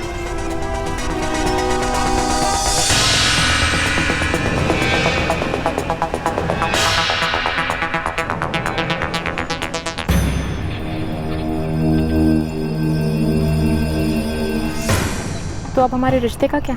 आफरीन, तुझे तो पता है मैं शर्मिष्ठा को नहीं छोड़ सकता। मेरी एक बेटी भी है, वंदना। और मैं कुछ नहीं हूँ तुम्हारे लिए? सब कुछ हो, पर शादी करने से कुछ बदल जाएगा? बदले ना बदले, लेकिन शादी मेरे लिए मायने रखती है। तभी मैंने फैसला लिया कि मैं उससे रिश्ता तोड़ दूंगी, और तोड़ भी दिया। और एक बार फिर शादाब के पास चली गई। मैं पूरी तरह से टूट चुकी थी सब। मुझे किसी के सहारे की जरूरत थी। शादाब मुझसे पहले भी प्यार करता था, हम दोनों एक दूसरे को समझते हैं। उसने एक बार फिर मुझे सहारा दिया।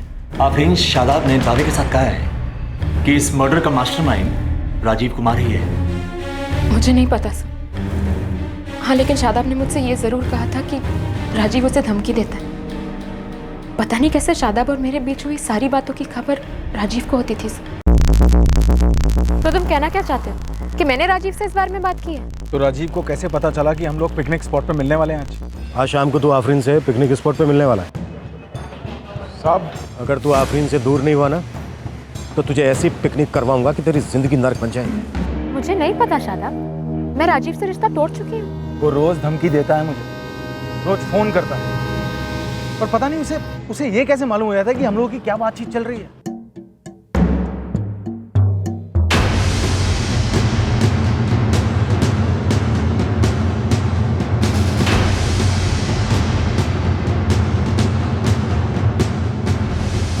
सर, इसे कुछ नहीं मालूम सर।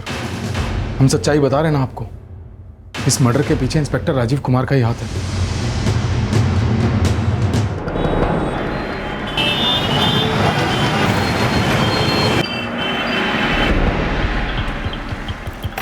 पसीना पानी कर दिया साहब, ऐसी ढांसू खबर हाथ आई है। क्या खबर? तीनों हमलावर बाहर के थे। कौन थे? गुड्डू, विक्रांत और प्रदीप।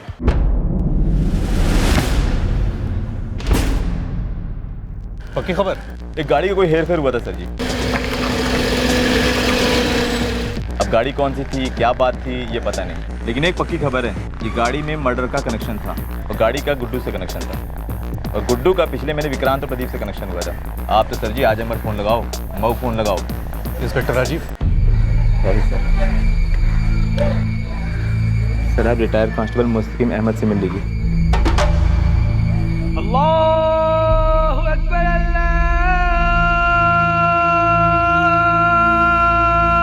अल्लाहु अकबर।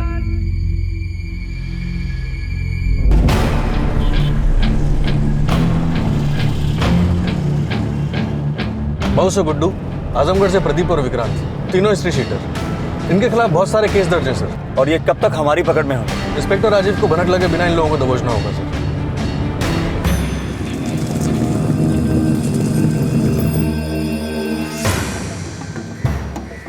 साहब, वो शादाब अभी भी कस्टडी में है। और क्या? वही मुख्य आरोपी है।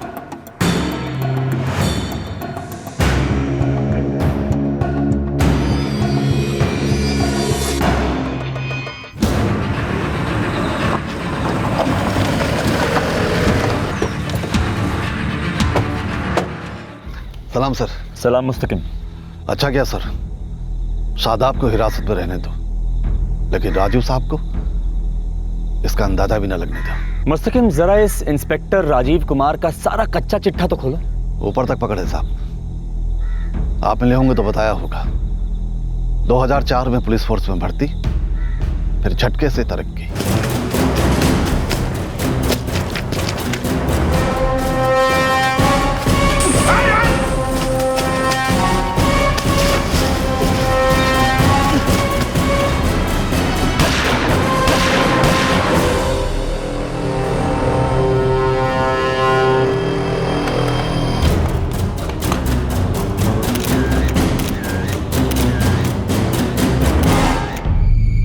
एनकाउंटर स्पेशलिस्ट, खबरों में रहना पसंद है। जल्द ही बड़े अफसरों के प्यारे बन गए। सबका हाथ इनके सर पे और इनके हाथ खुले, बेकाबू।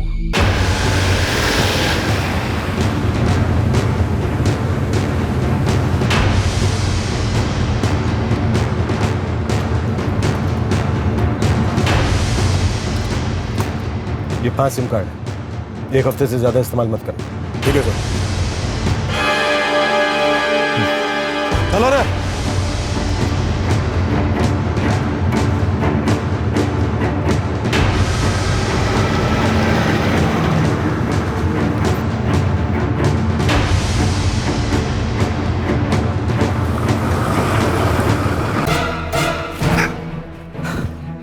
सलाम साहब।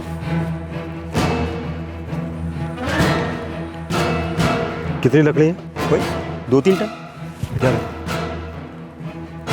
मैं खूब समझा।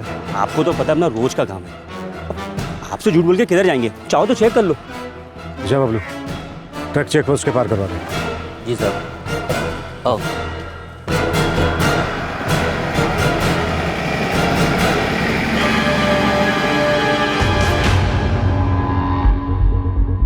इनके खिलाफ डिपार्टमेंट में 5 से 6 क्रिमिनल केस दर्ज हैं। लकड़ी की तस्करी, नक्सल को बढ़ावा, अपहरण, जबरन वसूली, लेकिन आज तक कोई भी तहकीकात आगे नहीं बढ़ पाई। और राजीव साहब बेदागी रहते हैं। बड़े लोगों का आशीर्वाद है सर। अब आपने कदम आगे बढ़ाया तो जरा ध्यान से। अगर राजीव साहब को इसकी जरा भी भनक लग गई तो वो सारे सबूत साफ करवा देंगे। मुस्तकिम, आपको जरा सा भी अंदाजा है कि इंस्पेक्टर राजीव कुमार का नवाब मर्डर केस से क्या लेना देना हो सकता है? नहीं सर, इस बारे में तो कुछ पता नहीं, लेकिन आफरीन से इनका रिश्ता था ये पता है। और जब वो दोनों अलग हुए तब राजीव साहब आफरीन के फोन टैप करवाया करते थे। तो तुम कहना क्या चाहते हो कि मैंने राजीव से इस बारे में बात की है? तो राजीव को कैसे पता चला कि हम लोग पिकनिक स्पॉट पे मिलने वाले हैं आज? जी सर, आफरीन के फोन टैप की रिक्वेस्ट आई थी। इंस्पेक्टर राजीव ने की थी? जी सर, जनवरी 2013 में उन्हीं के डिपार्टमेंट से रिक्वेस्ट आई थी। थैंक यू जी।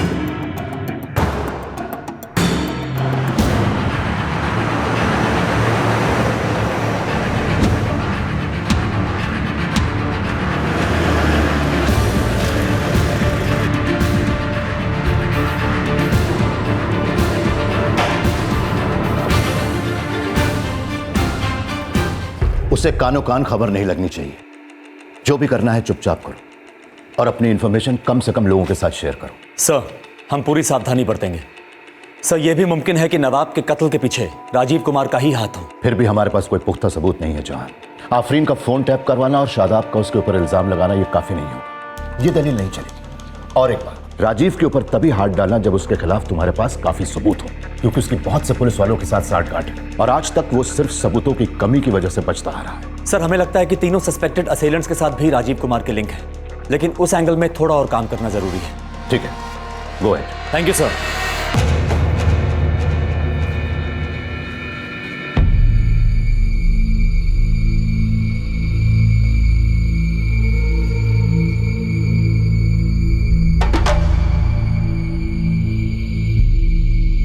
और फिर शुरू हुआ उस पुलिस वाले के खिलाफ सबूत इकट्ठा करने का एक सीक्रेट ऑपरेशन, जिसके बारे में यह माना जा रहा था कि वो एक भयंकर अपराध में शामिल है। इंस्पेक्टर राजीव कुमार की पहुंच और पकड़ बहुत गहरे तक थी। पुलिस के पास अब भी उसके खिलाफ कोई पुख्ता सबूत नहीं था। वो एक ऐसे लिंक के साबित होने का इंतजार कर रहे थे जिससे सारे के सारे टूटे सिरे जुड़ जाने वाले थे। मुझे नहीं मालूम मम्मी। आफरीन, तुम्हें 2 बार थाने बुलाया गया। बोलो ना, नवाब को किसने मारा है? मम्मी मैं सच कह रही हूँ, मुझे कुछ नहीं पता। मुझे वहाँ बस कुछ सवालात करने के लिए बुलाया था, इसके अलावा मुझे कुछ नहीं पता मम्मी।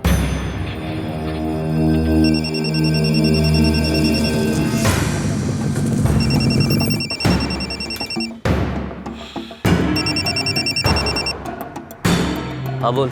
नहीं कुछ समझ नहीं आ रहा है। क्या मतलब? शादाब लॉकअप में ही है ना? हाँ वो है, लेकिन इसके अलावा क्या क्या हो रहा है कुछ समझ नहीं आ रहा है। ठीक है, तो बराबर नजर रखना। ओके।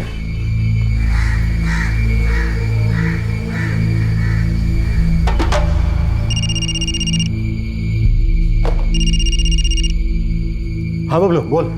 सर ज्यादा हलचल तो नहीं है? कोई और हलचल तो नहीं हो रही? सर ऐसा लगता तो नहीं है। और गाड़ी? सर ऐसा करो, एक दफे ना आप खुद ही बात कर लो।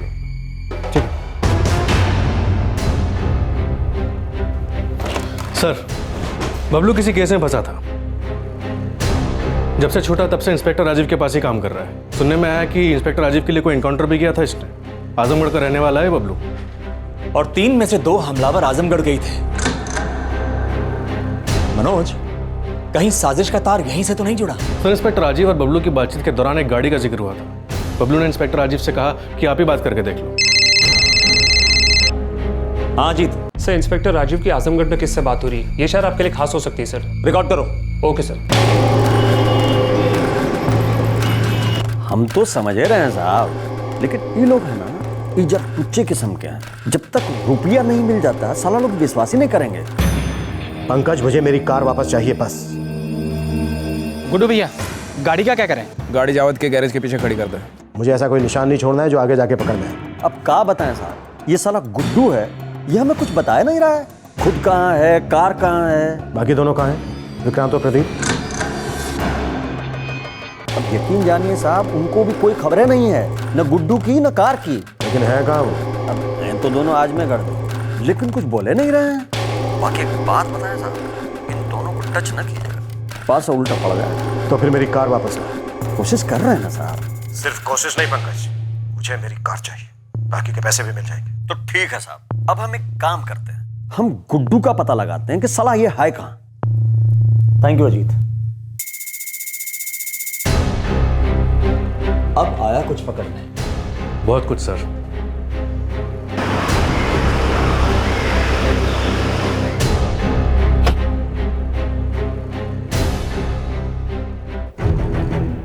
सर, ये है बबलू के फोन रिकॉर्ड्स। 12 मई को जब नवाब का मर्डर हुआ, उस रात बबलू के फोन की लोकेशन उसी इलाके के आसपास आ रही है। सर, हमें आजमगढ़ में प्रदीप और विक्रांत पे नजर रखनी होगी। और सर, ये है इंस्पेक्टर राजीव कुमार और आजमगढ़ के एक कैदी पंकज साहू के बीच हुई बातचीत की रिकॉर्डिंग। ग्रेट। किसी और टीम को भेजो प्रदीप और विक्रांत को गिरफ्तार करने के लिए, एक लूट के केस में सस्पेक्ट बना के। लेकिन किसी को पता नहीं लगना चाहिए कि उन्हें किस लिए उठाया जा रहा है। बबलू पर नजर रखो और उसे किसी दूसरी टीम से उठवाओ, लेकिन याद रहे, बबलू को राजीव के घर से नहीं उठाना। इन सब लोगों के बयान लो और राजीव को भनक भी नहीं लगनी चाहिए कि इन लोगों को इसी केस के सिलसिले में उठाया गया है। ये सब हो जाने के बाद हम राजीव को घेरेंगे। जी सर।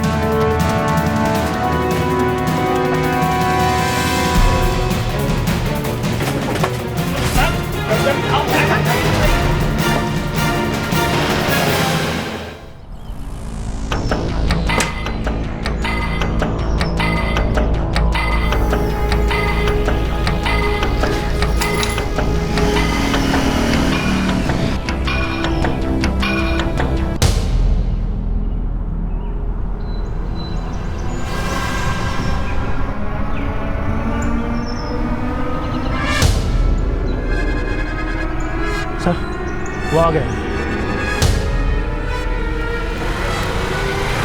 गाड़ी रोको, गाड़ी रोको। नीचे उतरो। क्या हुआ साहब? हम इंस्पेक्टर राजीव सर के बंदे। अब तो हमारा बंदा नीचे उतर। अरे चल नीचे उतर। अरे तो हुआ क्या, बताओ तो। सब बताता हूँ क्या हुआ। साहब आप ये ठीक नहीं कर रहे हो, राजीव सर को पता चलेगा ठीक नहीं होगा। हाँ सब पता चलेगा, चल अभी आप लोग कर क्या रहे हो, मेरी बात चल साहब हुआ क्या मुझे बताओगे कम से कम। अरे सर कुछ बताइएगा कि नहीं, आखिर हमें लेके कहाँ जा रहे हैं? सर बबलू अंदर है, प्रदीप और विक्रांत रास्ते में आते ही होंगे। तीनों अलग अलग, समझे? साहब हमें राजीव सर से बात करनी है। तुम्हारे राजीव सर का तो नवाब के मर्डर के पीछे हाथ है, लेकिन वो ये कह रहे हैं कि ये सब कुछ तूने किया है, और जिस रात नवाब का मर्डर हुआ उस रात तेरे फोन की लोकेशन उसी इलाके के आसपास आ रही है। हमें कुछ नहीं पता साहब, आप हमें फंसा रहे हैं। देखिए एक दफ़े हमें राजीव सर से बात कर लेने दीजिए, उसके बाद ही हम आपको कुछ कह सकते हैं। हम अच्छे से जानते हैं सब तुमने पैसों के लिए किया। हम ये भी जानते हैं इन सब में गुड्डू शामिल है। हम ये भी जानते हैं कि आजमगढ़ जेल में कैद ये पंकज साहू जिसने काम तुम लोगों को दिलवाया, और हम ये भी जानते हैं कि इंस्पेक्टर राजीव भी इन सब में शामिल है। अब तुम हमें बताओ कि असल खेल क्या है, क्योंकि अगर तुमने नहीं बताया तो बुरे फंसोगे। इंस्पेक्टर राजीव तो तुम लोगों पे इल्ज़ाम लगा के बच के निकल जाएगा। हम ये भी पक्का जानते हैं कि पैसा भी मिलना बाकी है, एक कार का भी कोई लफड़ा है। तेरी मर्जी, तू बता या ना बता, लेकिन ना बताने की तकलीफ तुझी को झेलनी होगी। देख तू अगर मुझे कुछ नहीं बताएगा तो मैं तुझे छोड़ दूंगा। इंस्पेक्टर राजीव का नाम तो तफ्तीश में आ ही चुका है, उस पर शक भी जाहिर किया जा चुका है। तो एक बात मेरी कान खोल के सुन ले, इंस्पेक्टर राजीव एक एनकाउंटर स्पेशलिस्ट है, वो किसी भी सबूत को जिंदा नहीं छोड़ेगा, याद रखना। साहब वो गाड़ी विक्रांत ने आजमगढ़ के एक गैरेज के बाहर छोड़ के रखा है।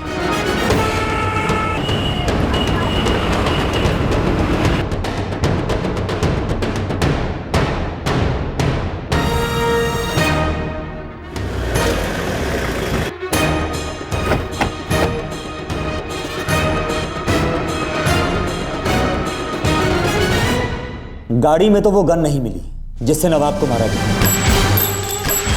कहाँ है वो गन? कहाँ है वो गन?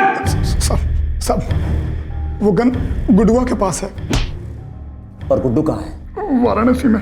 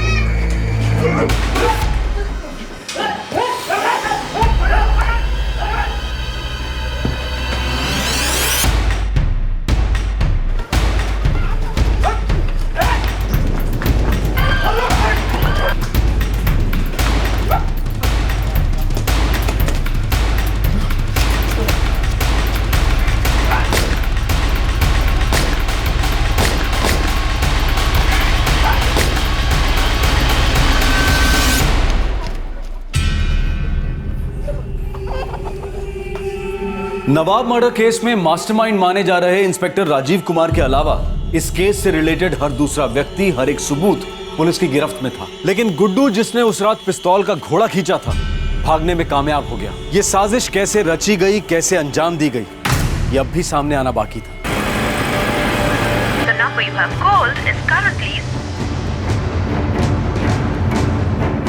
बबलू का कुछ मालूम है? नहीं साहब।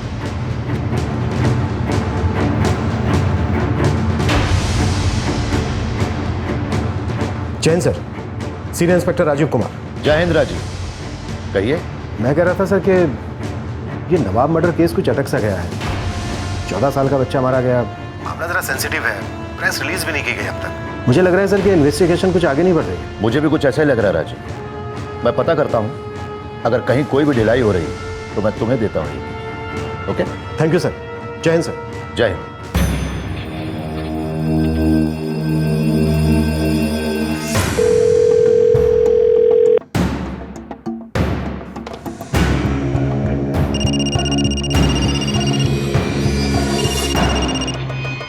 फोन क्यों नहीं उठाया बे?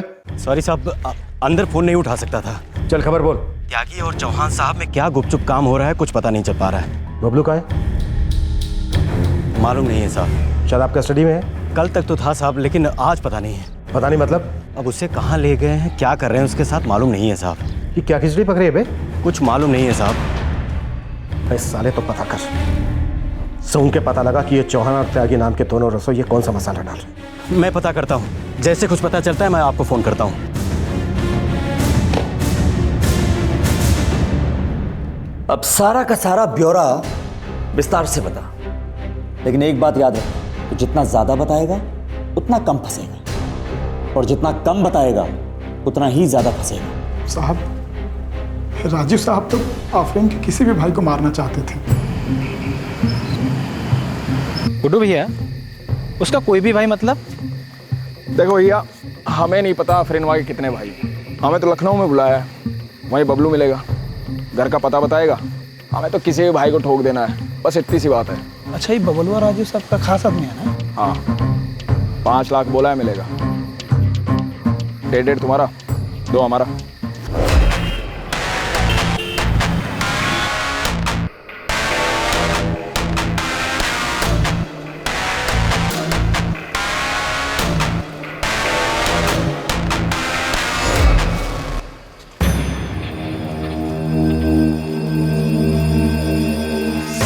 गुड्डू, बबलू तुम लोगों को घर दिखा दे। आज और कल ठीक से घर देख लो, परसों काम करो। और हाँ, 2 बातें याद रखो। एक तो ये कि मारना सिर्फ एक भाई को है, और दूसरी ये कि लड़की को एक खरोच तक नहीं आनी चाहिए। ठीक है साहब, एडवांस लगेगा। तीनों के लिए 20,000। इतने से बहुत ही कम है ये। इतने से ही सब्र कर, बाकी काम होने के बाद। काम के तुरंत बाद पैसा चाहिए साहब, अंडरग्राउंड जाना पड़ता है, खर्चा लगता है उसमें। बोला ना, मिल जाएगा।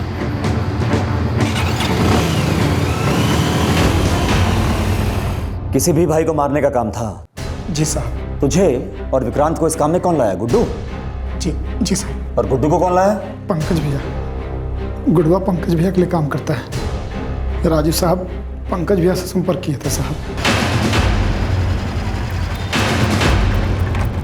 किसको उड़ाना है साहब? एक लड़की है, उसके भाई को। लौंडिया भी दिल आ गया क्या? पंकज, अपने काम से काम रख। ठीक है, गुड्डू को भेजते हैं आपके पास। कार का क्या चक्कर है? तुम लोग राजीव की कार लेके क्यों गए?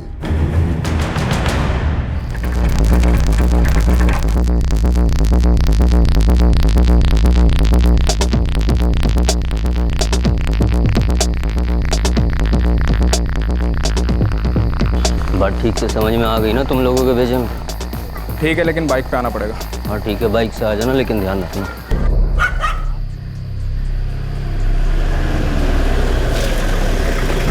गुड्डू, तो बाइक पे जाके काम करके आ, हम इधर ही वेट करते हैं। बाकी का पैसा पहले काम तो करके आओ बे। आते ही पैसा चाहिए बोल रहे हैं हम।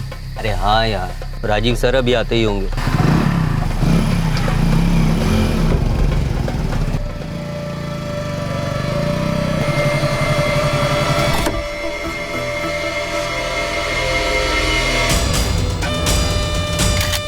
कौन है आप लोग? हाँ, क्या है ये सब? नवाब क्यों? गुडुआ और विक्रांत तो बताया कि दूसरा भाई एकदम बच्चा था। वहां उस लड़के के अलावा दूसरा कोई आदमी ही नहीं था। साहब, उन्हें तो अंदाजा भी नहीं था कि वो उनका ममेरा भाई था। हमें बोला भी नहीं गया था कि उस घर में और भी 2 मर्द हैं। हमें तो तब पता चला जब वो दोनों हमारे पीछे दौड़ते दौड़ते आए।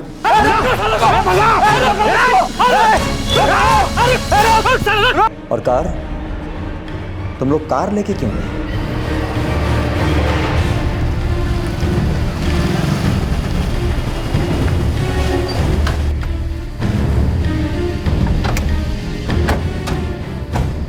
गुड्डू हो गया? हो गया। मारा? 6 का 6 भीतर उतार दिया हम। पैसा? राजीव साहब ने बोला है कल मिल जाएगा। बोला था ना आते ही पैसा। अरे तो बोला ना पैसा मिल जाएगा, कि भागा थोड़ी ना जा रहा है। राजीव साहब ने बोला है कल मिल जाएगा, मतलब मिल जाएगा। बोल देना तेरे राजीव साहब को, जब पैसा मिलेगा तभी गाड़ी मिलेगी।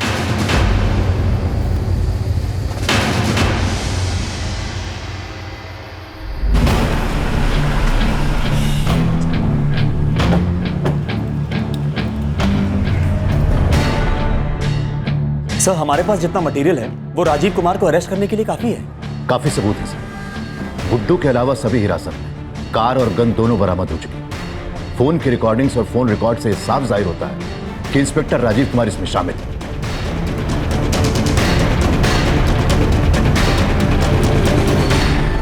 राजीव कुमार, डीआईजी यादव बोल रहे हैं। जय हिंद सर। जय हिंद। जितनी जल्दी हो सके मेरे ऑफिस में रिपोर्ट करें आप। क्या हुआ सर? राजीव, हम तुम्हारे सीनियर हैं और ये जरूरी नहीं कि हर बात हम तुम्हें फोन पर बताएं। ऑफिस आओ, पर्सनली कुछ डिस्कस करना है तुम्हारे साथ। ऑलराइट सर, आता हूँ। जय हिंद सर।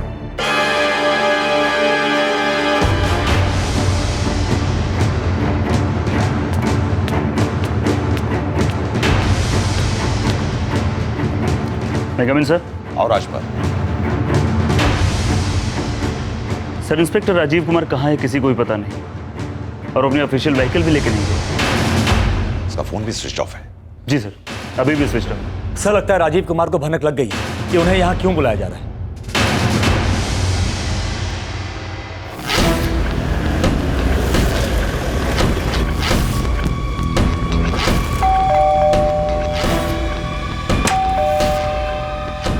जी?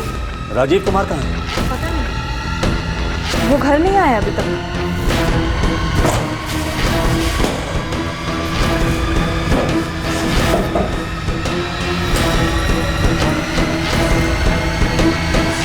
क्या लगता है आपको, कहाँ गए होंगे आपके पति?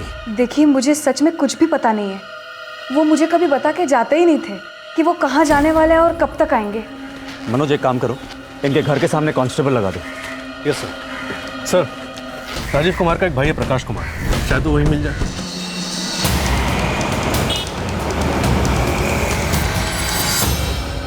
सर, फोन अभी भी बंद आ रहा है, उसका फोन ट्रैकिंग पे डाल दिया है।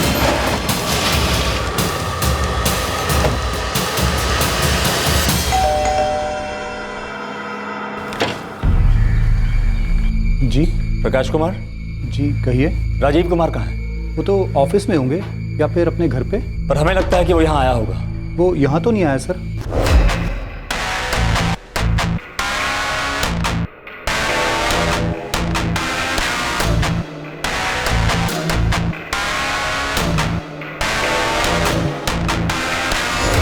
सर, मुझे समझ नहीं आ रहा आप राजीव को इस तरह क्यों ढूंढ रहे हैं। सर, राजीव खुद एक पुलिस वाला है, वो इस तरह क्यों भागेगा सर? यानी कि आपको मालूम है कि आपका भाई भागा हुआ है।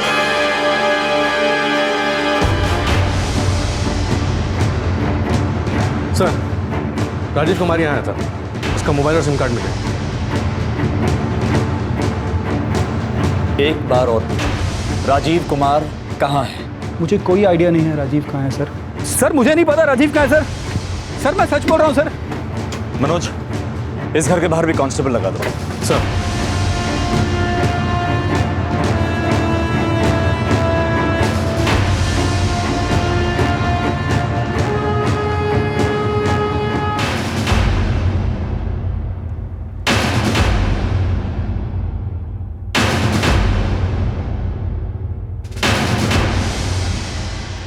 पुलिस वाला मेरे बेटे के कत्ल के पीछे।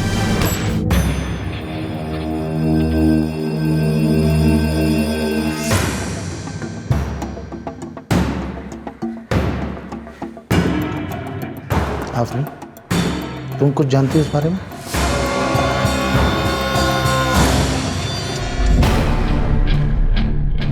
पूरे राज्य की फोर्स को अलर्ट कर दिया सर, लेकिन फिर भी वो पकड़ से बाहर है। उस पे इनाम घोषित कर दो, एफआईआर दर्ज करो उसके खिलाफ। बहुत टाइम दे दिया उसे भटकने का हमने।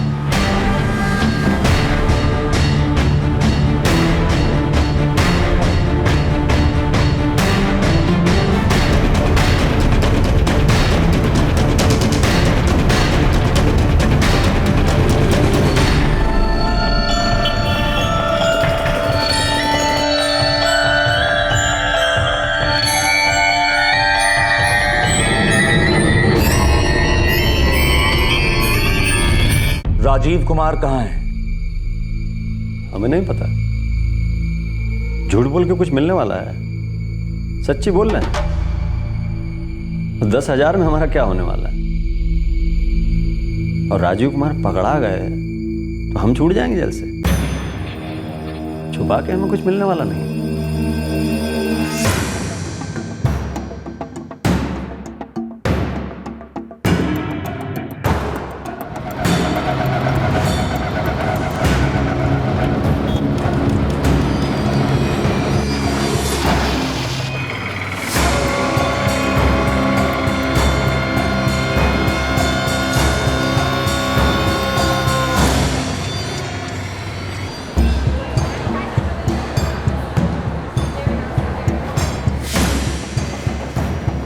सर, अदालत में आज सुनवाई है। राजीव कुमार ने एंटीसिपेटरी बेल की अपील की है। चलो।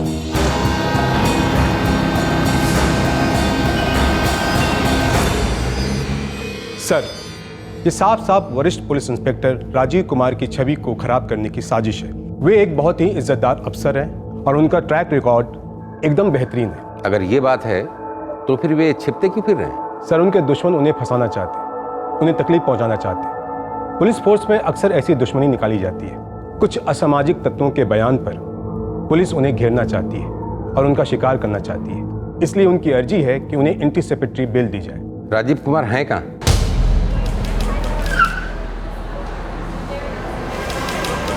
सर, उन्होंने सरेंडर का वादा किया। ठीक है, उन्हें सरेंडर करने दिया जाए, फिर अदालत बेल पे बात करेगी। अभी उनकी बेल नामंजूर की जाती है।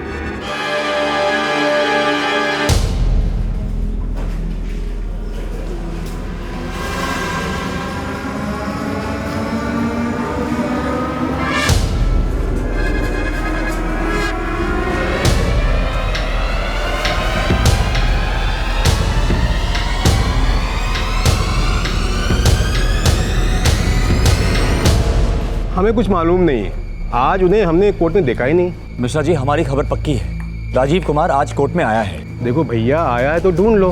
हम तो वकील हैं, हमें और क्या पता। अच्छा, हम चलते हैं। सर, पूरे कोर्ट का चप्पा चप्पा छान मारा, लगता है हाथ से निकल गया।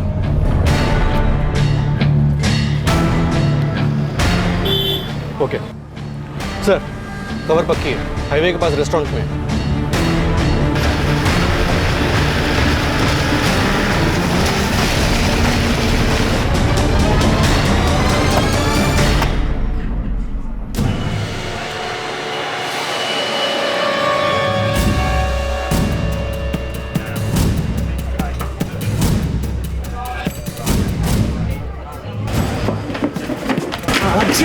आज नहीं भागूंगा। चल। आज या तो तू मुंह खोलेगा या यहीं ठोक दूंगा तेरे को। अब बोल, राजीव कुमार कहाँ है? बोल। हमें क्या पता, हमारी तो उधारी है उनसे। हमें कहाँ कांटेक्ट करेगा वो, और करेगा भी तो हम हेल्प नहीं करने वाले उसकी।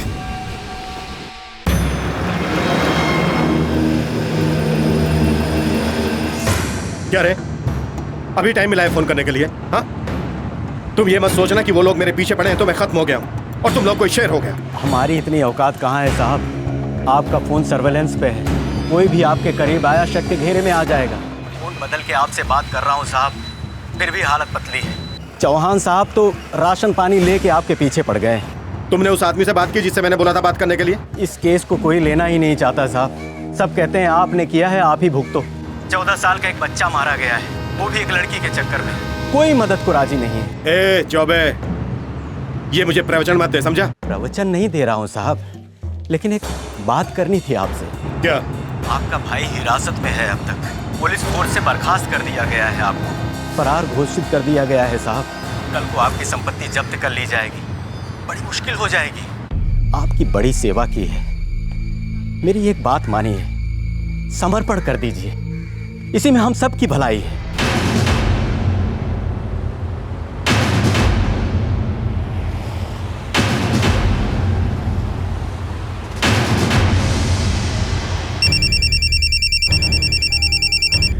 हेलो। क्या मिला तुझे ये सब करके? हाँ?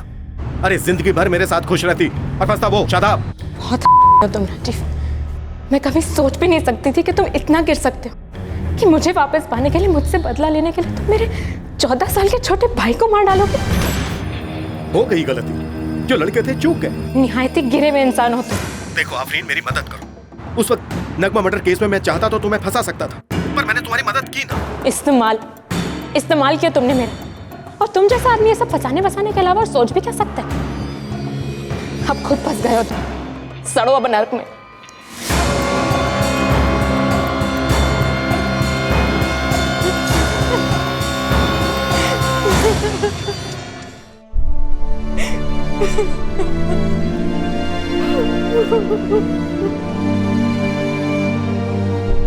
भैया चीटिंग मत करो, आप 2 पे आए। अरे मैंने चीटिंग नहीं की, ये यहाँ पे 4 आए। अरे नहीं, अरे यहाँ पे है। चीटिंग कर रहा है तू, चीटिंग कर। दीदी सॉरी, चीटिंग नहीं करूंगा।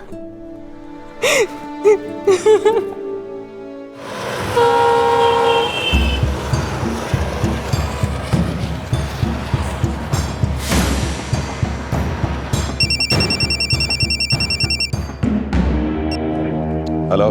जय हिंद sir, senior inspector Rajiv Kumar. Rajiv, अब तुम पुलिस में नहीं हो। देखिए सर, मैंने बहुत सारे लोगों का बहुत सा काम किया है जब मेरी जरूरत थी। राजीव, अब किसी को तुमसे कोई काम नहीं करवाना है। सर इस वक्त मुझे आपकी हेल्प की जरूरत है। सॉरी राजीव, अब तुम्हारे पास कोई इशारा नहीं। या तो तुम सरेंडर कर लो, नहीं तो एक ना एक दिन तुम्हें गिरफ्तार कर ही लिया जाएगा। सोच लो राजीव, तुम्हारे पास वक्त बहुत कम है।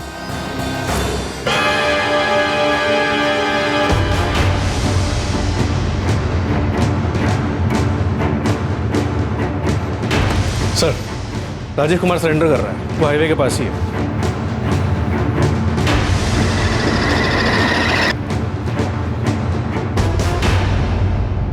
मुझे तो उसी वक्त तुम पे शक हो गया था जब तुमने शादाब पे शक जाहिर किया था। राजीव कुमार हिरासत में है और तीनों हमलावर गुड्डू, विक्रांत और प्रदीप न्यायिक हिरासत में हैं। सभी को आईपीसी की धारा 302 हत्या, 120B आपराधिक षड्यंत्र और धारा 34 यानी कि साझे इरादे से किए गए जुर्म के तहत दर्ज किया गया है। राजीव कुमार का जेल में सजा काट रहे पंकज साहू से फोन पर बातचीत का वॉइस सैंपल और उसका पूछताछ के दौरान लिया गया वॉइस सैंपल दोनों को मिलाने के लिए फोरेंसिक लैब भेज दिया गया है। शादाब और आफरीन को इस मामले में क्लीन चिट दे दी गई। सबसे दुखद बात तो यह है कि इस मामले में बहुत से लोगों के बीच जो भी चल रहा था उससे 14 साल के नवाब का कोई लेना देना नहीं था, पर फिर भी उसे अपनी जान गंवानी पड़ी। जब बदमाशों और गुंडों के हाथ में ताकत आती है तो ज्यादातर उसका इस्तेमाल मासूम लोगों को कुचलने में ही किया जाता है। मासूम उनकी ताकत के खेल का शिकार बनते ही रहते हैं। हमारी रूह तक कांप उठती है, अंदर एक गुस्सा पनपता है जब हम देखते हैं कि ये शक्तिशाली लोग अपने स्वार्थ और लालच के लिए एक ईमानदार आम इंसान की जिंदगी में कोहराम मचा देते हैं। ये गुस्सा और दुगना हो जाता है जब हम देखते हैं कि कुछ लालची पिट्ठू लोग ऐसे बदमाशों को बचाने में कोई कसर नहीं छोड़ते हैं, क्योंकि एक दूसरे के स्वार्थ पूरे करते हैं। बड़े बड़े अहंकारी और ताकतवर भी आखिर धूल चाट ही लेते हैं अगर सिर्फ एक ईमानदार इंसान ये ठान ले कि सच को सामने लाना है और सच को जिताना है। क्योंकि अच्छाई में भी बहुत शक्ति होती है और ताकत के नशे में चूर ये गुंडे बदमाश अक्सर भूल जाते हैं। आपसे फिर मुलाकात होगी क्राइम पेट्रोल दस्तक में एक और नए केस के साथ। तब तक अपना ख्याल रखें, सुरक्षित रहें और याद रखें, अपनी ताकत को अहंकार ना बनने दें, बल्कि उस ताकत को किसी के भले के लिए इस्तेमाल करें। क्राइम पेट्रोल के और भी दिलचस्प कहानी देखने के लिए हमारे चैनल को सब्सक्राइब करें और बेल आइकॉन दबाना न भूलें।